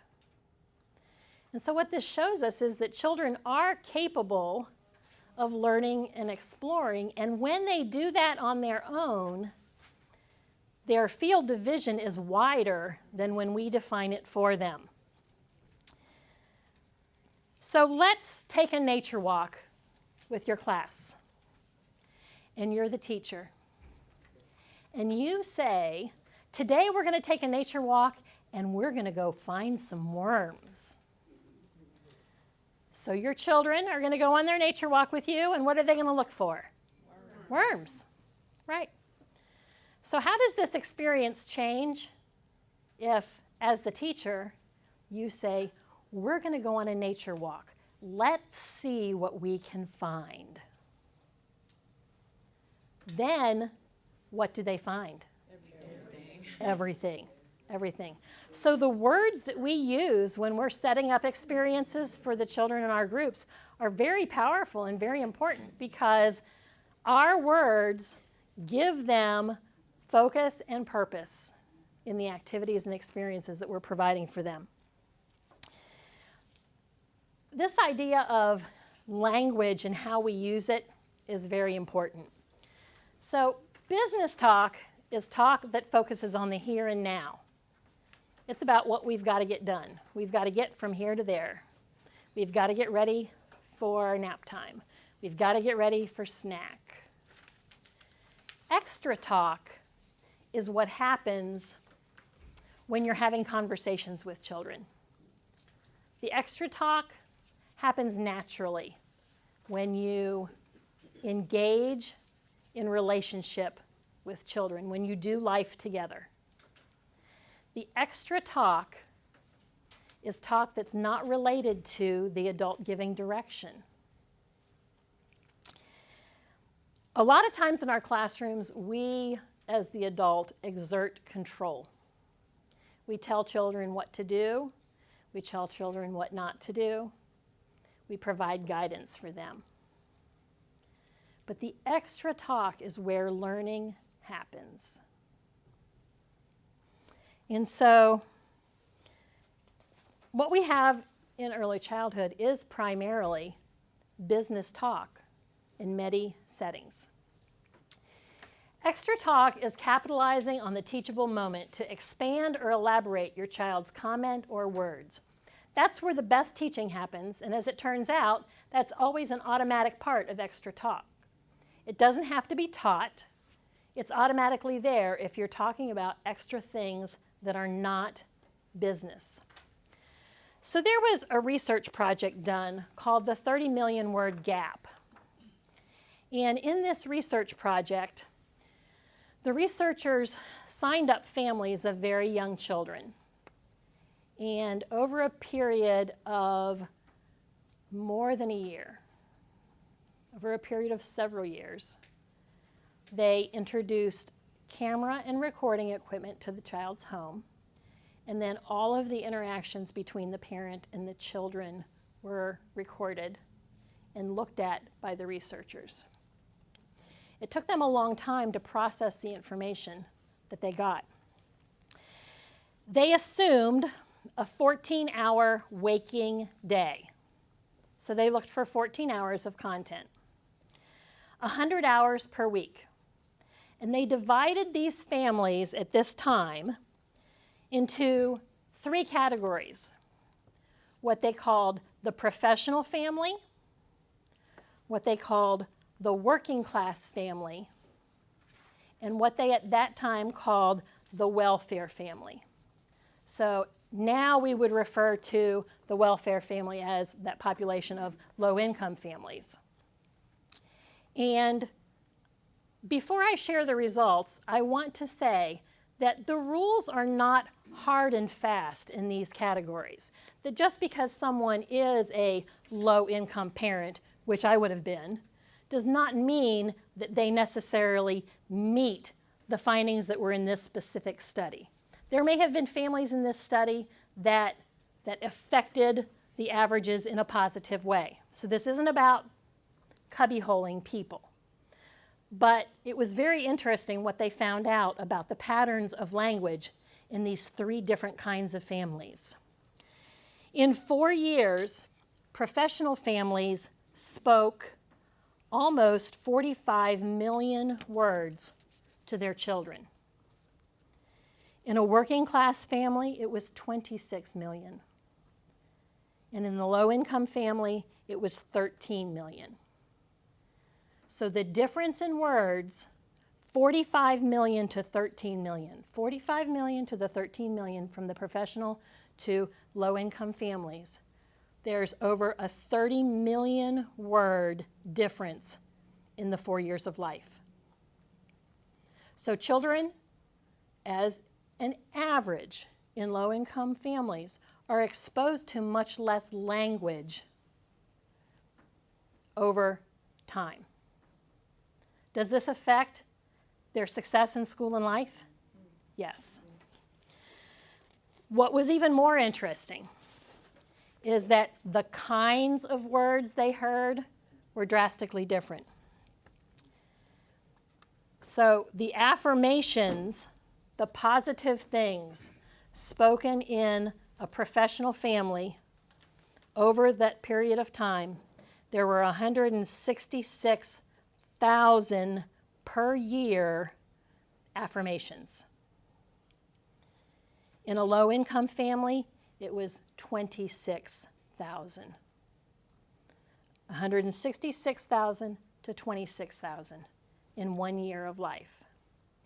So children are hearing fewer encouraging words as an average in low-income families. Prohibitives. Stop that, don't do this.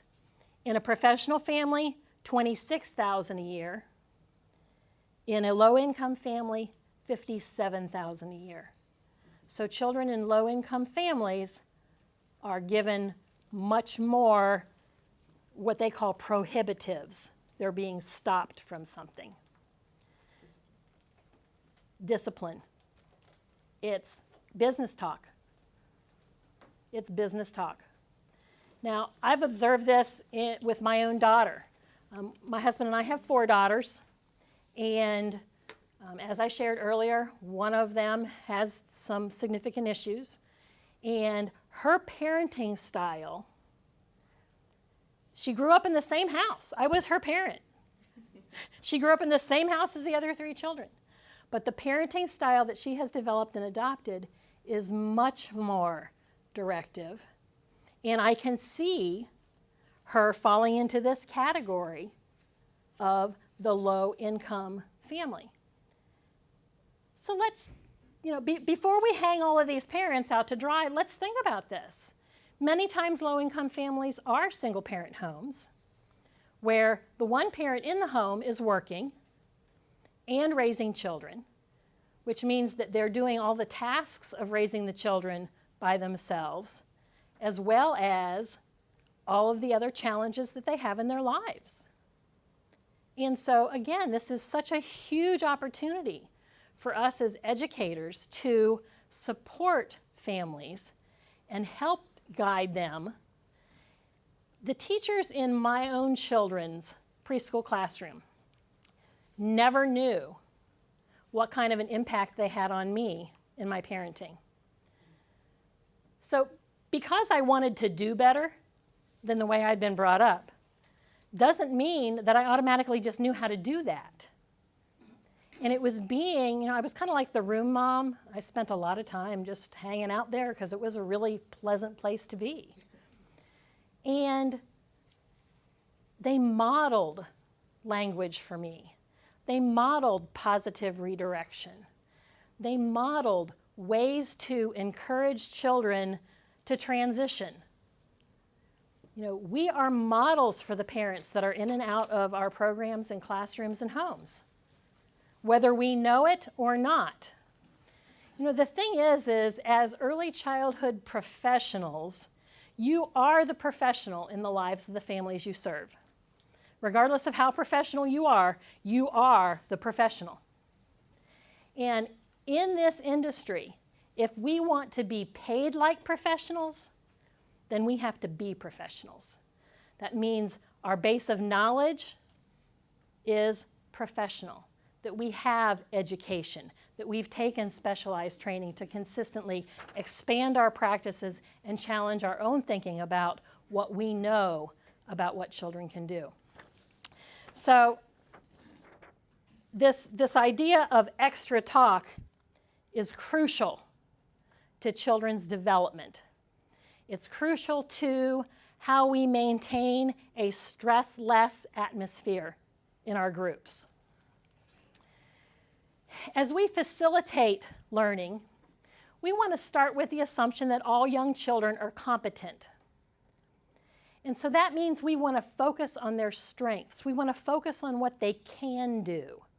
You know, oftentimes parents that we work with are focused on what their child is not doing yet. And it's easy to get caught up in this conversation with parents about, you know, is my child doing this? No, they're not. It's important for our language to be not yet based. We want to start out with the idea that all children are indeed capable of learning, that they're competent learners. That just because they're not doing something now doesn't mean they can't do it. We want to adapt the environment so it's developmentally appropriate and challenging based on the needs of the children in the group.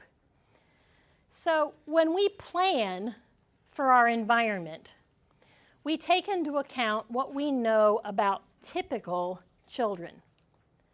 But when we have a child who is not quite as far as the others along that developmental continuum, it's really important for us to recognize that and provide materials in our environments that are appropriate for them where they are developmentally. The child is not going to be able to express that to us. As the adults, we have to watch what's going on. We have to assess. We have to look. And we have to actually see what we're looking at, not just look at it on the surface. While there might be a need to support mastery of a specific skill, we want to keep the whole child in mind. You know, if the child is not interested in the experience that we're offering, does it help the child for us to demand that they come and sit with us? It doesn't help, no. Now me, I'm a kid magnet. If I go into a classroom and sit down, children come to me. So if I want children to interact with this math activity, where do I need to sit? With the math activity, right. You all are like this too, isn't it true? If you go into an area and sit, don't the children flock to you? Sure, because they've got relationship with you. You're an important person in their life. And if you're on their level, they are all about being in your hair and in your arms and on your legs, right? They want to physically be with you. Yes. So, you know, at one time I thought that best practice was daily activities in each of the interest areas changing. So every day my teachers were planning for and resetting their environment. Every week we had a new theme, and the entire classroom would be transformed. Over time, we put together lots of prop boxes with all of the materials that all of my classrooms needed. And so we planned in very detailed ways. But why that wasn't so good was because what we planned and offered was not always related to what the children were interested in.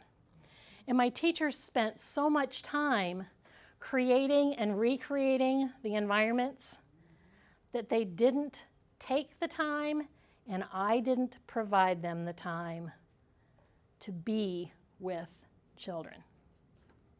It's that in being with where we're able to have all that extra talk.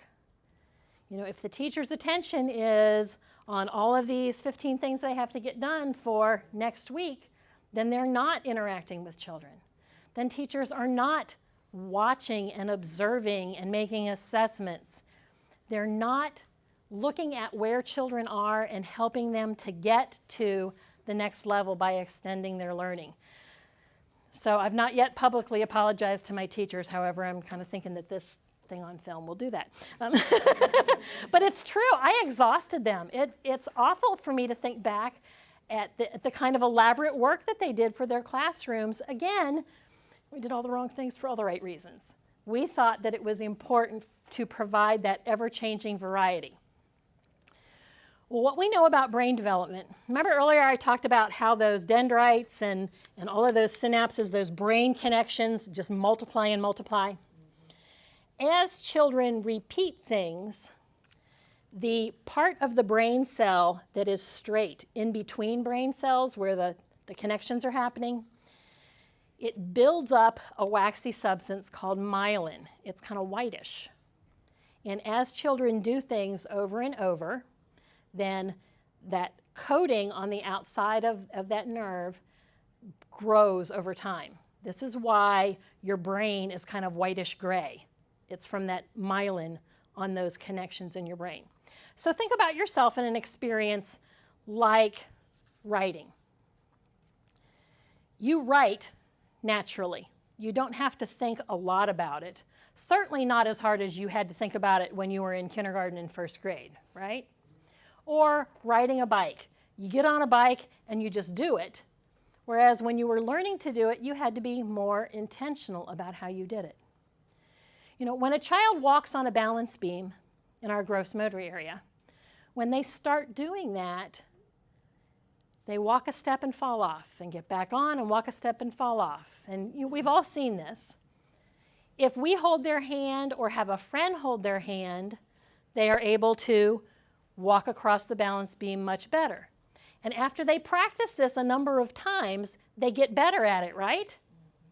It's because that brain cell is coating itself with the myelin. It makes the signal that goes along the brain cell go faster.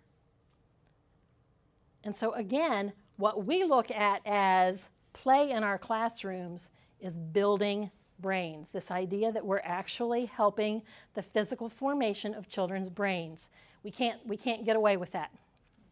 But at the same time that we can't get away from that, we have to recognize that this happens in the context of the whole child developing. It's not just the balance skills, it's the social and emotional skills that are going with it. It's the child's persistence and their attention that they want to be successful in walking on that balance beam that keeps them engaged in the activity. And so paying attention to the whole child is crucial in the work that we do. So what are some elements necessary for early childhood teachers to support young children in learning new skills? What does a teacher have to support children learning new skills? What qualities does a good teacher? Patience. Dedication. Flexibility. Consistency. Determination. Knowledge. A sense of humor, very necessary. Willingness. Imagination. Okay, so these words to me, these describe those teachers that I can't wait to employ in my program. They do. These are people who have a disposition to work with children.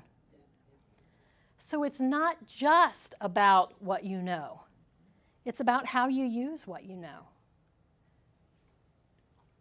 This idea that teachers have a set of dispositions that makes them successful as professionals in early education is an important thing for us to remember. We can't split out what the learning, how the learning happens in the classroom. We can't separate that from the relationships in the classrooms. Teachers have to have the disposition to work with young children in settings that are some cases challenging.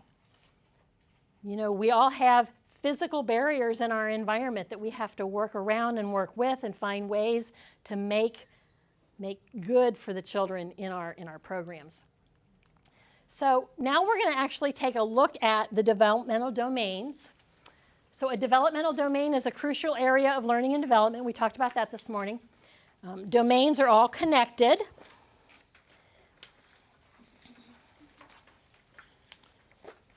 And development always happens in the same order on a continuum. So do children learn how to roll over before they crawl?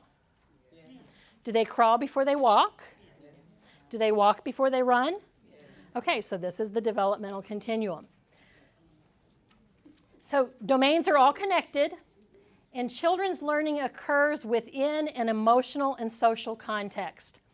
So I love this simple statement. When feelings are not well managed, thinking can be impaired. You know, I experienced this as an adult. You know, when my feelings become overly involved in a situation, sometimes I don't think so clearly. So there's this continuous back and forth that we have between social interactions and learning experiences. Standards are not everything that happens in the context of your classroom.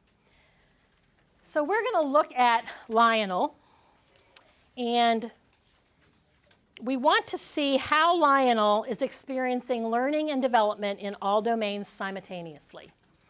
So when he stretches his body and rolls onto his belly and pushes his trunk up off the floor, he vocalizes, ah, wah, wah, wah, wah. So which domain is Lionel experiencing when he does that? Physical and motor. And cognitive. Cognitive. And social and emotional. So he's learning about his body's emerging capabilities, right? He's learning what his body can do. So a picture, a snapshot of a picture doesn't always tell the whole story, does it? Because the picture would not show you that he's vocalizing. You wouldn't be able to hear that component.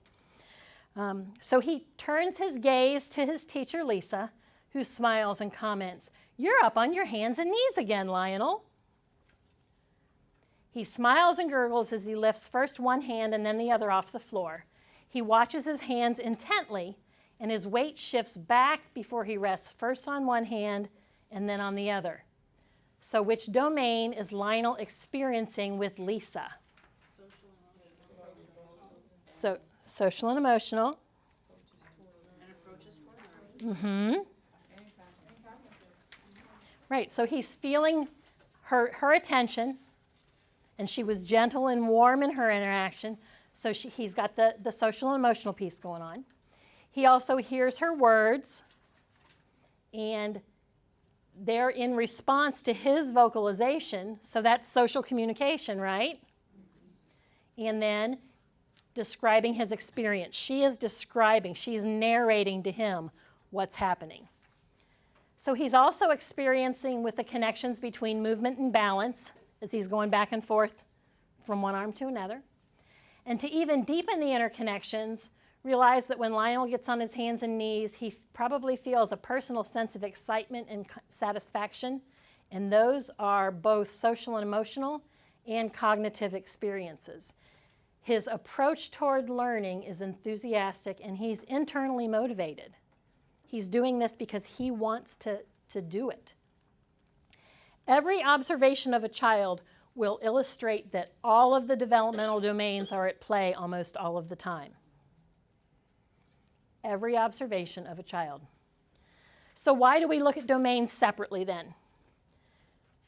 It helps us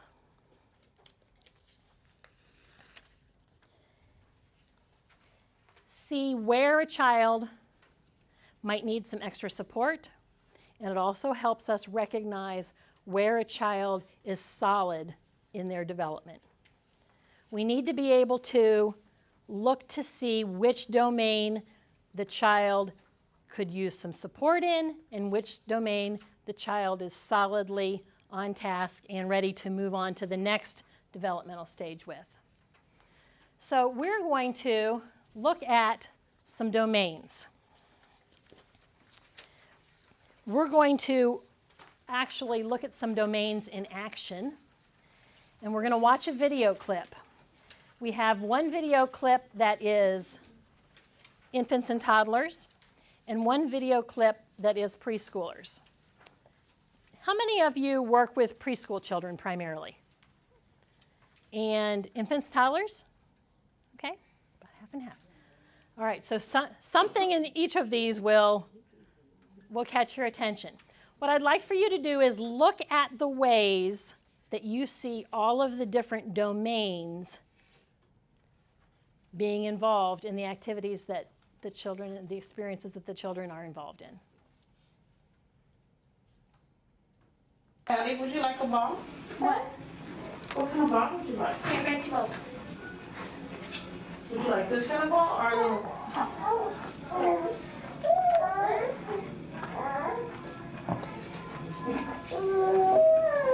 Oh, you're just gonna empty out all the balls. I see. Nice. Oh, yeah, all our balls, isn't it? Got some big ones, see, and some small ones. Yeah, you guys like the smaller ones, I think. Yep, throw it, Ethan. Go. Oh, good throw. Are you gonna get it? Oh, you just gonna throw another one from in there? You can do that.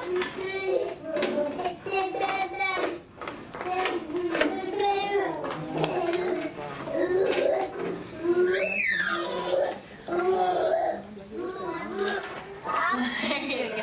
How many do you have, Bradley? Do you have 4? You have 4 balls? That's right. Come here. 1, 2,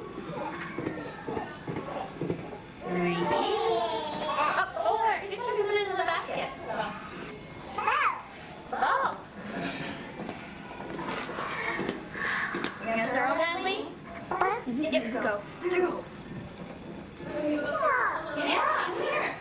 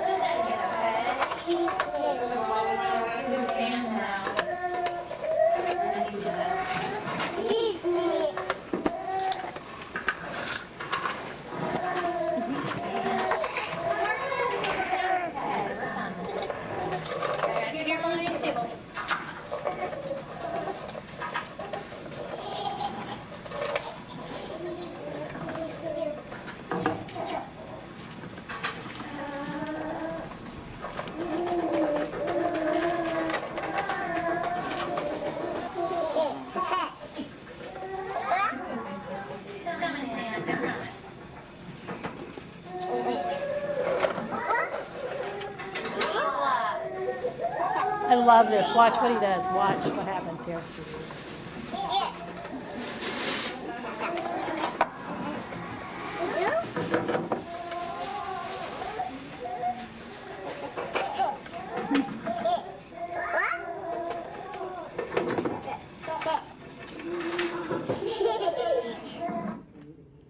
So did you see how right at the end, he's already learned the social convention of just keeping, he just continued to take those blocks from the little girl. He was involved in that give and take of communication, even though those weren't clearly spoken words. What other domains of learning and development did you see at play in that video? Math. What else? Large motor. They were drawing the ball. Okay, so the physical development piece with large motor. And definitely the language with the teacher talking, giving them the words to their actions. Right, the teacher was narrating and giving the words to their actions. And social emotional. Social and emotional. Mm-hmm. What else? Did you see some persistence? Yes. Some engagement? Yeah. Where was science?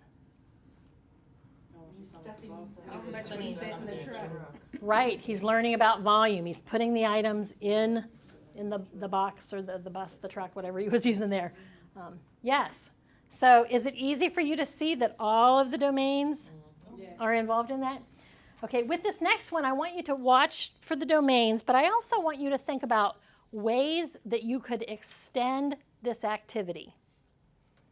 So when we extend an activity, we take what children are interested in and do something else, asking a question or providing other materials that will extend and expand the time that the child is involved in the learning and exploration.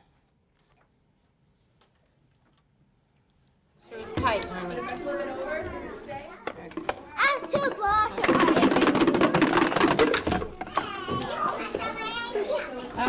What happened?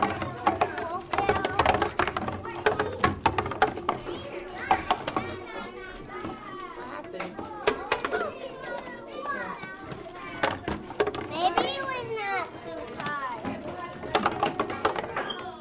Okay, I'll try.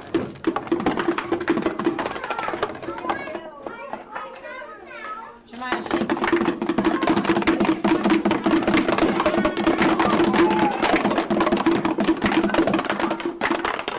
Go round and round.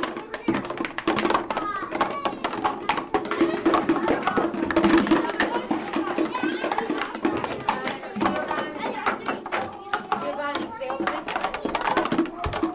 That's the last one. Round and around.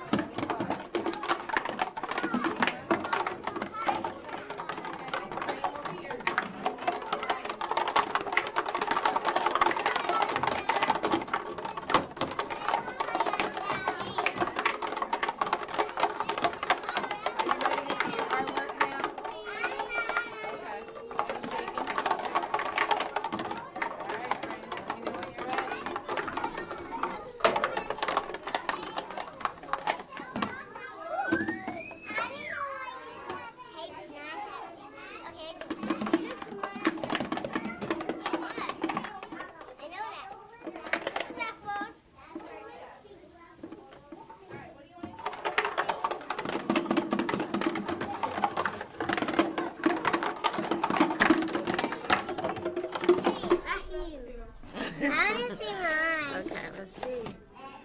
Whoa, the color explosion. Look at that. Whoa! Nice work, friends. What's it look like to you? Mine look like a squirt of footprints. What do you think yours look like?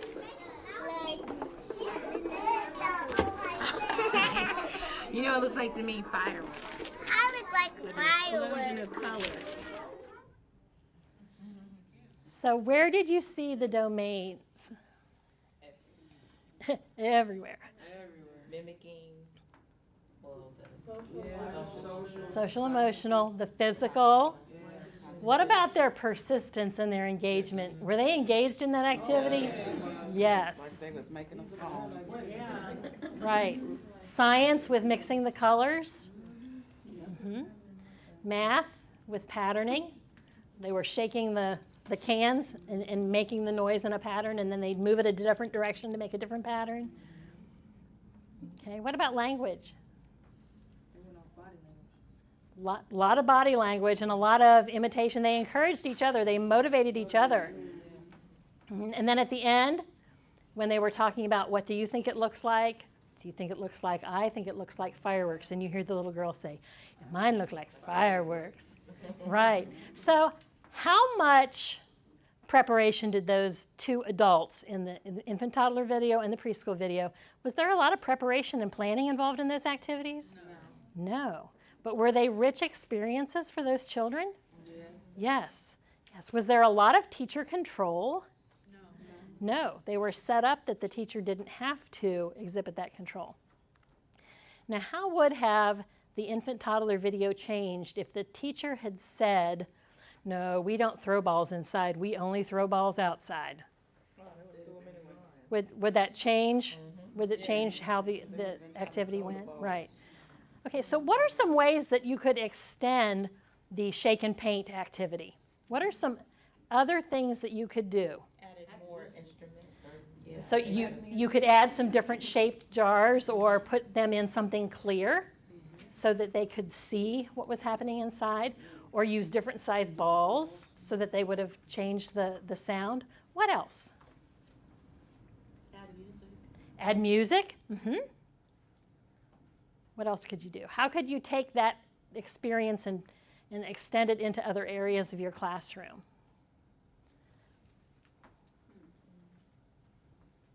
Added more students. You could add more students.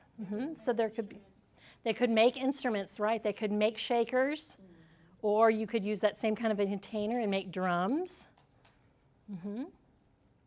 What about changing the colors that were involved in the can?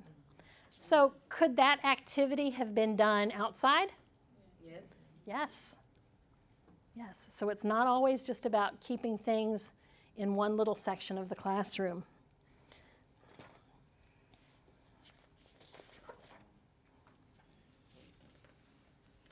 So now we're going to look at the actual organization and structure of the early learning and development standards. And first, I want to introduce the idea, the vocabulary word scaffold to you. My beloved staff went through many years of their studies for associate's degrees using Teach scholarships in my program. And we're out on the playground one day, and they were building a Walmart across the street from us. And the children were all watching the metal structures on the outside of the building where they put the bricks on, and then they'd put another layer of the metal structure on to move higher, to put some more bricks on. And that physical, the metal pieces is called a scaffold. And so I said, just narrating to children what the men across the street were working on, I said, look, they're building their scaffold higher. And my teachers were like, wait, stop. You mean I went all the way through my degree and I never understood what that meant, but now I see what it means. It means when you're taking children to the next step, you're scaffolding them. So as observers and assessors in the lives of the children in our classrooms, our main role is to scaffold them to the next level.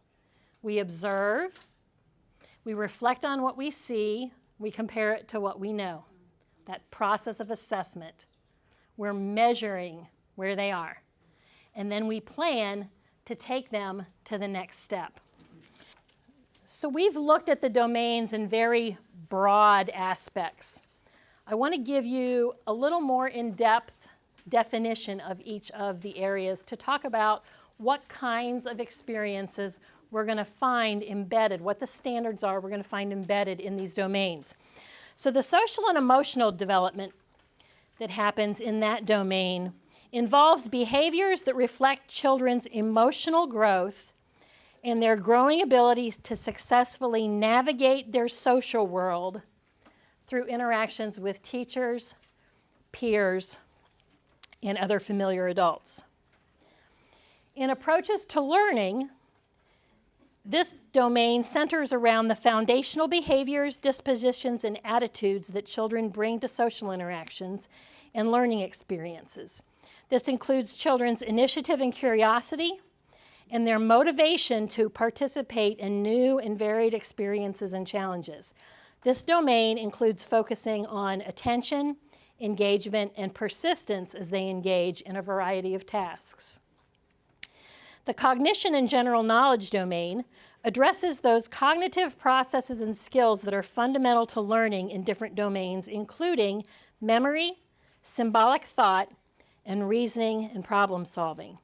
Standards in the general knowledge and cognition domain also include children's knowledge of their physical and social worlds in the content areas of math, social studies, and science.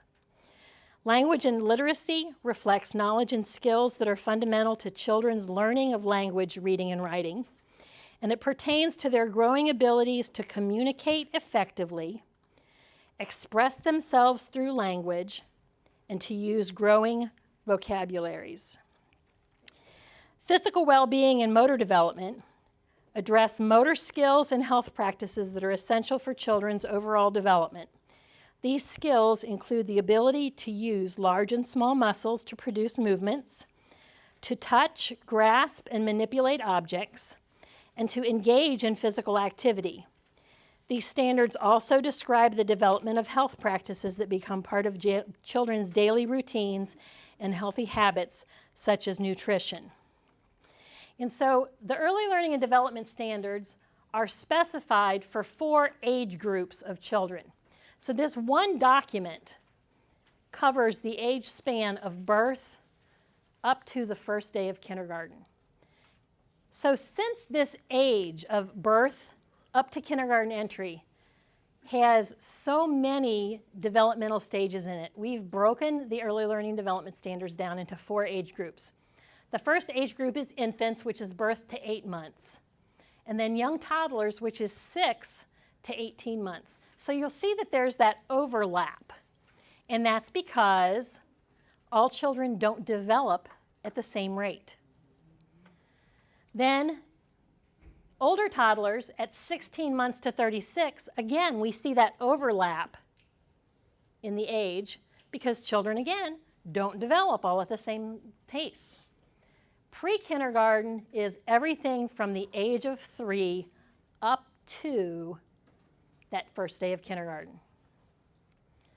So just because a child is chronologically 3, that they've had their 3rd birthday, does that automatically mean that they are developmentally 3 years old? No.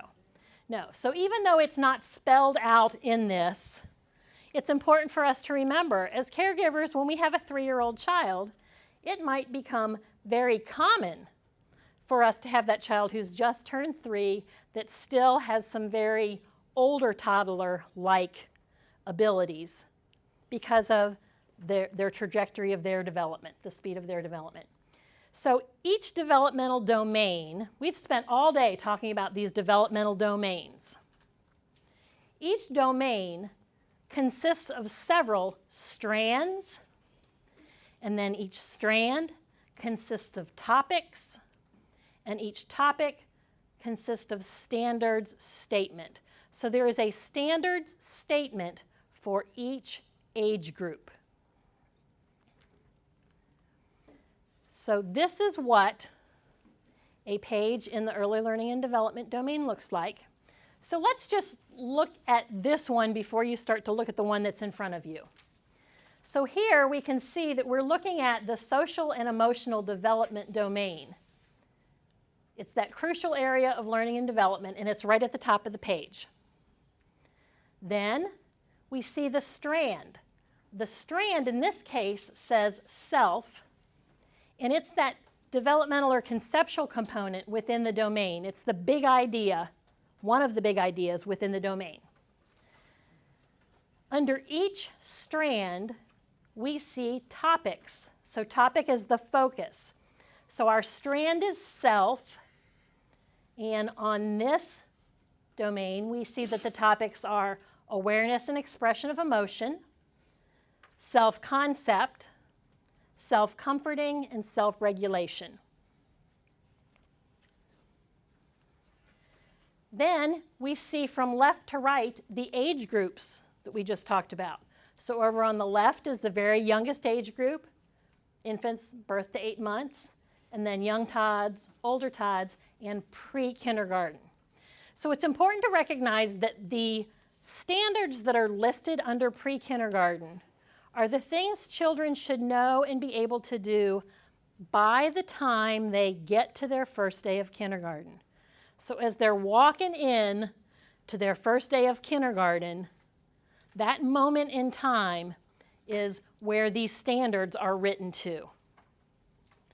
So will all 3-year-old children be able to do and know all of these things in this column? No. It's a guide for us as professionals to have the direction to develop and support children in their learning through the learning experiences and scaffolding that we provide for them. And then last but not least, the actual standard statement under each of them. What's really interesting is that some of the standards are what we call self-extinguishing. So here, under the strand of self and the topic of self-comforting in this line, we see that infants display this. They comfort themselves in simple ways and communicate needs for help through vocalizations and gestures. But by the time we get to pre-kindergarten, we can see that there's not a standard statement listed there.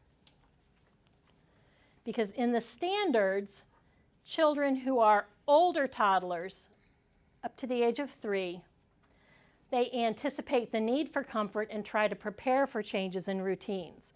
Now, does that mean that no 3- and 4-year-olds in our group won't need some support in this area? No, we know that children need support in this area. The document itself also looks like it is weighted towards pre-kindergarten. And that's because what starts out as something quite simple in the infant standards becomes much larger in preschool. So the strand of self in social studies talks about self-identity at the infant and toddler stage. However, by the time it gets to pre-kindergarten, it's encompassing history and geography and government and economics. So there's a lot more to it at pre-kindergarten.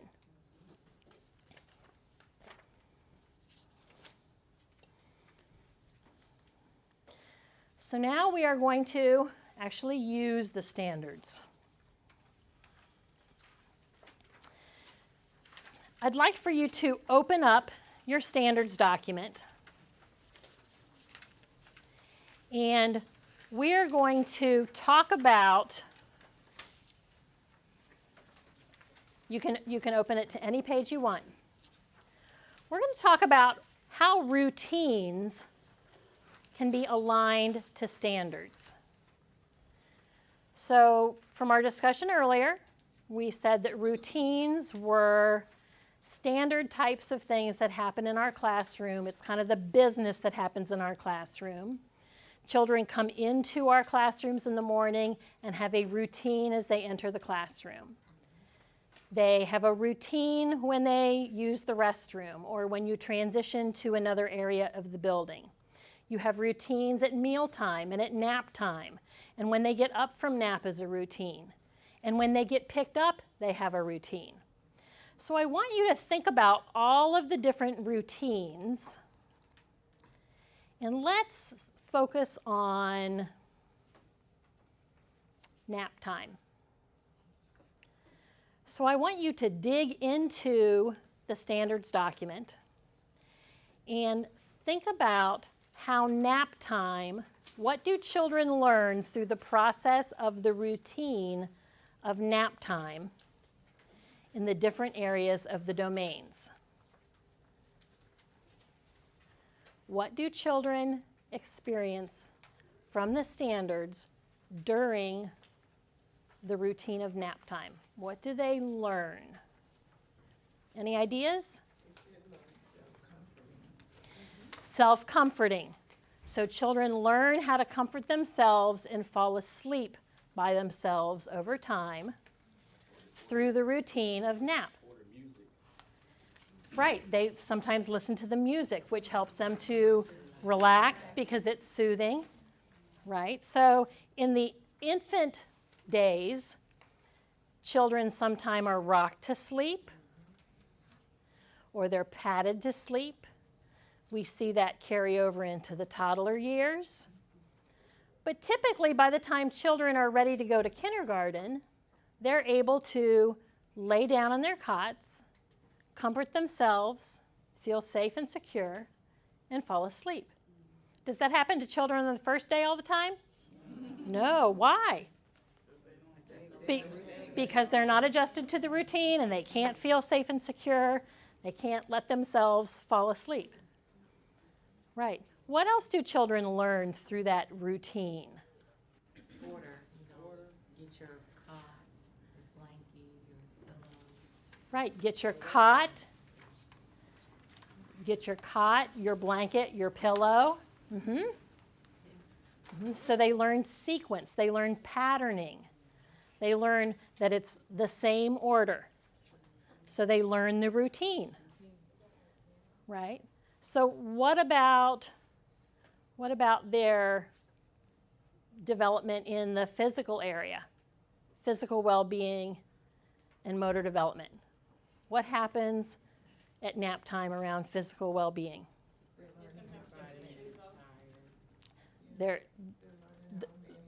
They're learning how to manage their bodies. Right. Right, some of them might want to move around during nap time. So again, even during the very simple routines that happen in our classroom, we're able to look into the standards document and see that these experiences that children, these life happenings, we're just doing life in our classrooms. But all of those things align to the standards, and not just one standard.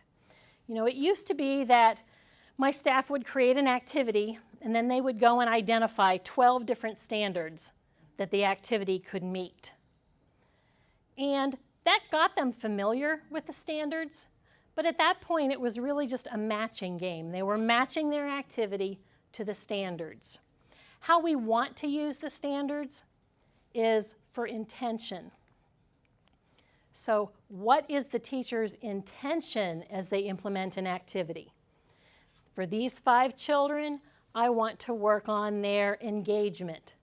For this group of children over here, I want to work on their fine motor skills. It's defining what the teacher's intention is based on what the teacher has observed and assessed. So it goes back to that piece of what we know about children individually. So, early learning standards gain their effectiveness through implementation and assessment. So in order to be used, the teachers have to be assessing and supporting children in ethical and appropriate ways. So when I say ethical and appropriate ways, let me put that into an example for you. You're a preschool teacher, and it's circle time. And you want all of your children to sit in a circle and one at a time stand up and spell their name and sit back down. So while child number 2 is doing that, what are the rest of the children in the circle doing? Losing their minds? All right, they're squirming. This is wasted time for those other children that are sitting there.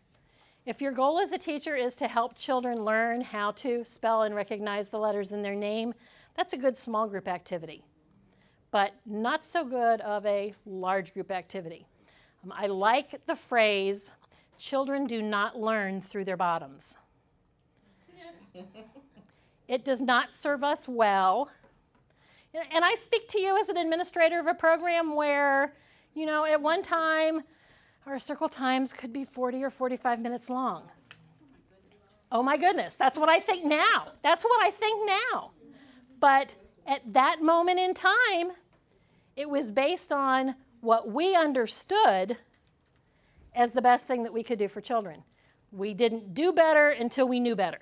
And then when we knew better, we changed it. So this idea of implementing experiences in developmentally appropriate ways is really, really important.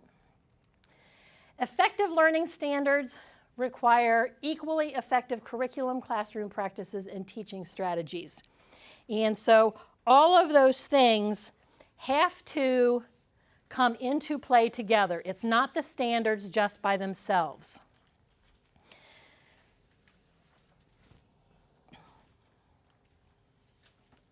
we're going to look at this list of the steps that we would use in planning and implementing learning activities. And so as we do this, let's think about what order we should do things in. So as you look at this list, what would you do first?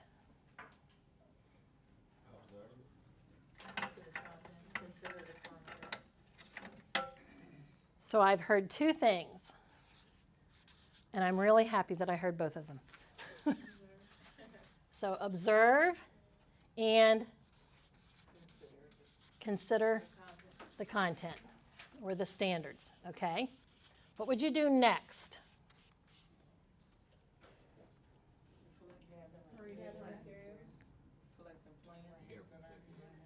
Think reflect and plan?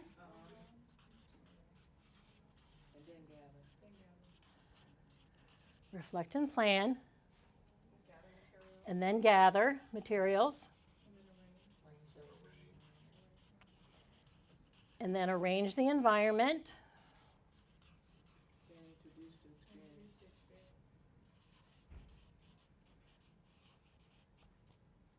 And then introduce the experience.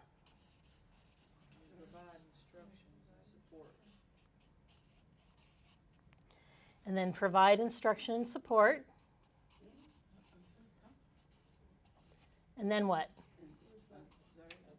Observe and assess. And then observe and assess. But I thought we were going to observe and assess up here. You do that after you consider the content. Then you observe and assess. You observe and assess throughout the whole process. So you observe and assess. You observe and assess to figure out what you want to do with the children that you have. You observe and assess to figure out what you want to do with the children you have. So as I observe and assess, I want to consider the content. Or I can say in my mind, I'm looking at physical development while we're on the playground, and I want to observe and assess who can walk on the balance beam. So I might do either of these in either order. Can you see how these are hand in hand? So again, this idea of considering the concept and observing and assessing is going hand in hand. Reflecting and planning our learning experiences based on what we know children are interested in, what their abilities are, and what we know their needs are. Then we gather the materials and arrange the environment in the classroom for our experiences. We introduce the experience and then provide the scaffolding. We provide the support. We provide what children need to have success in the experience and to move on to the next developmental marker. And then we observe and assess. So it's really not a list, is it? No. It's kind of more like a circle. So while I'm observing and assessing, I'm keeping in mind the standards. While I'm reflecting and planning, I'm keeping in mind the standards. While I'm implementing, sometimes I need to really focus on the standards because I might have a child who's having great difficulty doing what I've planned for them to do. Then I need to take it back a step and make it easier so that the child can be successful and build from there, right? Does this make sense? Yes. Okay. And as I review, I'm also going to keep the content standards in mind, or the early learning and development standards, sorry. I'm going to keep those in mind because I want to know, have I been successful in helping the child understand this concept, in reaching this learning goal, or do we have to spend some more time here? Is repetition going to be good? Is this child interested in this activity? Is it meeting a need that they have? For all children birth to age 5, the learning environment is so important because within the learning environment, we want to seed it. We want to place materials in it that draw on, build on, and catch children's interests. So this doesn't mean that we can never introduce anything new. It just means that we need to take into account what children's interests are and make sure that we're providing materials that are intriguing and interesting to them. So an early learning environment that is high quality not only has materials in it that are interesting to children, but children actually have access to those materials. So let's talk about that for just a minute. Children having access to materials. We spent lots of money on musical instruments for my classrooms. And where did the teachers like to keep the musical instruments? Hidden away. Up high, hidden away in a cabinet. And why is that? Because it's noisy. Right. Right. So as a teacher, how can you make those kinds of materials accessible to children? Accessible means that they can get to them. If they're on a shelf, they're not accessible. You have to keep them out, but you have to show them how to use them properly. So I hear, keep them out, show them how to use them properly. Recommend like a certain area, because that'd be the area for. Designated. Okay, so keep them in a designated area. Okay, so what about the idea of, just because I have this huge box of instruments, does that mean I need to get all of them down at the same time? No. Maybe today we're going to use the sticks. Maybe tomorrow we're going to use the shakers. Maybe the next day we're going to use the triangles. So when we talk about the noise that instruments make, sometimes it's that clash of the kinds of instruments more than it's about the volume. I used to call this the cacophony. It's just this huge mishmash of noise that comes. And then what happens to children when they get into an environment that has that kind of chaotic noise? Things get a little chaotic? Right, right. So think about how you can manage that environment, that tone in the environment, through what kinds of materials you provide in the environment. We had some great dramatic play areas, but after nap, my afternoon teachers did not like to open the dramatic play area. Some of my classrooms were big enough that we had like a housekeeping area and then a dramatic play area as well that might have had a stage with some mirrors and costumes and microphones. And so we've got these two really nice areas, but the teachers want to keep them closed in the afternoon. Why do the teachers want to keep an area closed in the afternoon? Because they don't want to clean up. Right. Are children capable of taking care of the materials in our classrooms? Yes. What does it require for us to do as the adult in the classroom? We have to show them. We have to show them what the expectations are. We have to provide a system for storage and teach them how to take care of materials. So a good learning environment is only as good as the adult in the classroom. Because if the adult in the classroom is keeping areas closed where children don't have accessibility to materials, then those materials might as well not be there. Children are capable people. Remember, we started out with children are capable of learning. That was a premise. Interactions. Interactions in our classrooms have to, again, be based on this give and take. Our interactions in the classroom should not be business talk all the time, because extra talk is where the learning happens. A high-quality setting that includes routines. The word routine implies that something happens in the same way.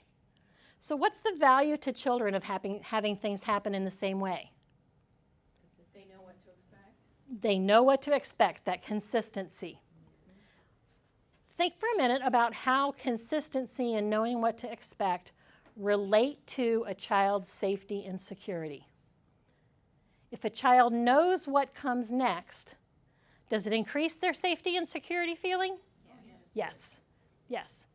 And then the idea of planned learning experiences is so important.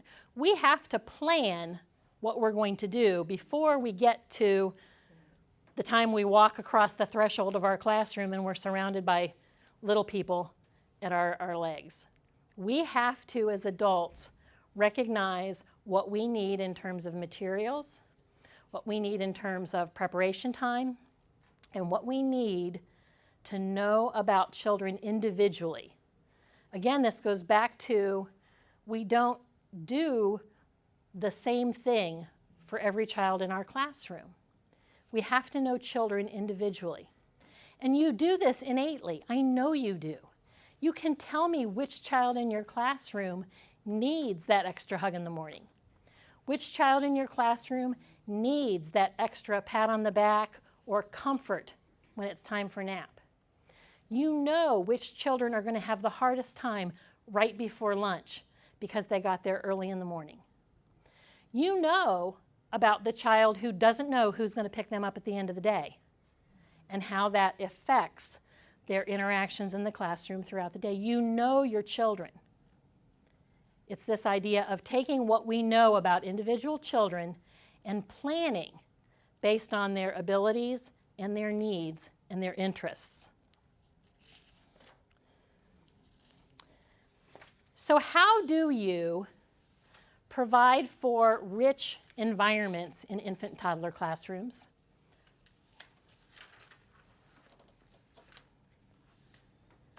How do you provide an environment that is going to support children's development and learning in an infant classroom? Have things that they can play with. So you have to have things that they can play with that are accessible to them. So are children able to develop their large muscle skills in an infant or a young toddler classroom when they are kept in confining equipment? No. So bouncers, exercisers, pumpkin seats, that kind of equipment does not allow children freedom to move. So what does that mean? Does that mean that the adult has to be down on the floor with them? Usually, yes, you're right. Yes. Yes. So again, we can see where we've got to get beyond just the basic routines and the business talk. We've got to get down to being with children in order to really know children and support them in their development and learning. So some curriculum considerations that we want to keep in mind. Children need language-rich interactions. I think that we've covered that when we talked about the effects of the 30 million word gap. You know, this idea of business talk and extra talk. The language we use with children is so important to their long-term brain development. We need a challenging yet achievable curriculum. How we deliver the standards and experiences in our classroom to children has to be achievable for children, and yet it has to be challenging enough to take them to that next level of development. We have to be intentional. We just can't fly by the seat of our pants, although as you're in the classroom and you are observing children and developing ways to extend their learning, that's a great time to fly by the seat of your pants. There's actually a process and a label that we give to that makes it like kind of an approved stamp process. as you interact with children and extend their learning in ways that you had not anticipated, you can then go back to your lesson plan and make a note and add that, and add the standard to it, and that's called back mapping. It's when you take your plan and talk about how you really did follow the interests of the child and what you discovered about that child in that process. Back mapping. You want to, again, provide this differentiation for all learners. Differentiation just means individualization. We're looking at each individual child. We're not saying all the children in my classroom can do this. We're identifying that the typical child who is 4 might do this, but these 3 children are here developmentally, and these 3 children are a little further ahead, and these 3 children over here are far ahead. So it's about being able to take an experience or an activity and make it so that each of those children, each of those groups of children can have interest and engagement in the activity, can be successful at it, and can be challenged by it. And we want to use this integrated approach. Remember, integrated is all of the domains coming together. So as we talk about intentional implementation, it's important to remember that doesn't mean that it's teacher directed. Think back to our videos. Were the teachers giving a lot of directions and instruction in our videos? No, it was very low control. They'd set up the experiences to be self-contained, successful experiences for children. Regardless of where children were in their development, children could find a place to be successful in those experiences. You know, we have some new standards that include concepts like emotional growth and navigating their social worlds. So what do we do to help a child have initiative, curiosity, and persistence? What do we do to help a child have memory, reasoning, and problem-solving skills? We have to take advantage of those teachable moments. That goes again back to we have to spend time being with children. We have to spend time assessing them. We've got to look at what's going on individually. We have to pay attention to what we're seeing and then support each child individually. So what did we learn today? What did you learn? Social skills. Learned about social skills, Between development and learning.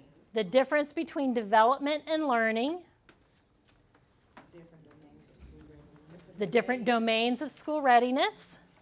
Observing the children to determine their interests. Observing children is so crucial to what we do. You know, you have, take the instruments off the shelf. That was like my paycheck for today. That made me so happy. So there is a new website in Ohio, and you'll want to take this from your notes and go there and look at it.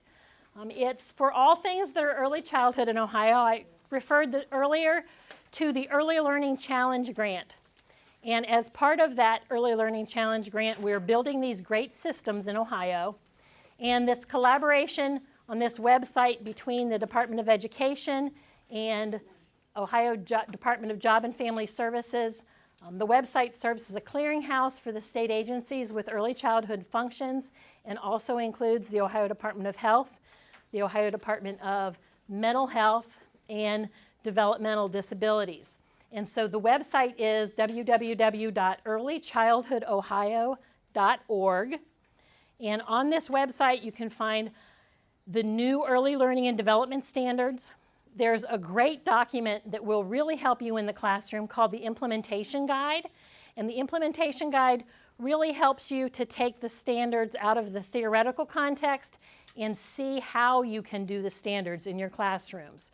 So the Implementation Guide is a great tool that you can download from this website, as well as being the place where you'll find all things Step Up to Quality are also on this website. So you don't have to wait for your administrator to go to this website. You have the ability to go there yourself and learn everything you can about early childhood education in Ohio and all of the latest developments. Thank you.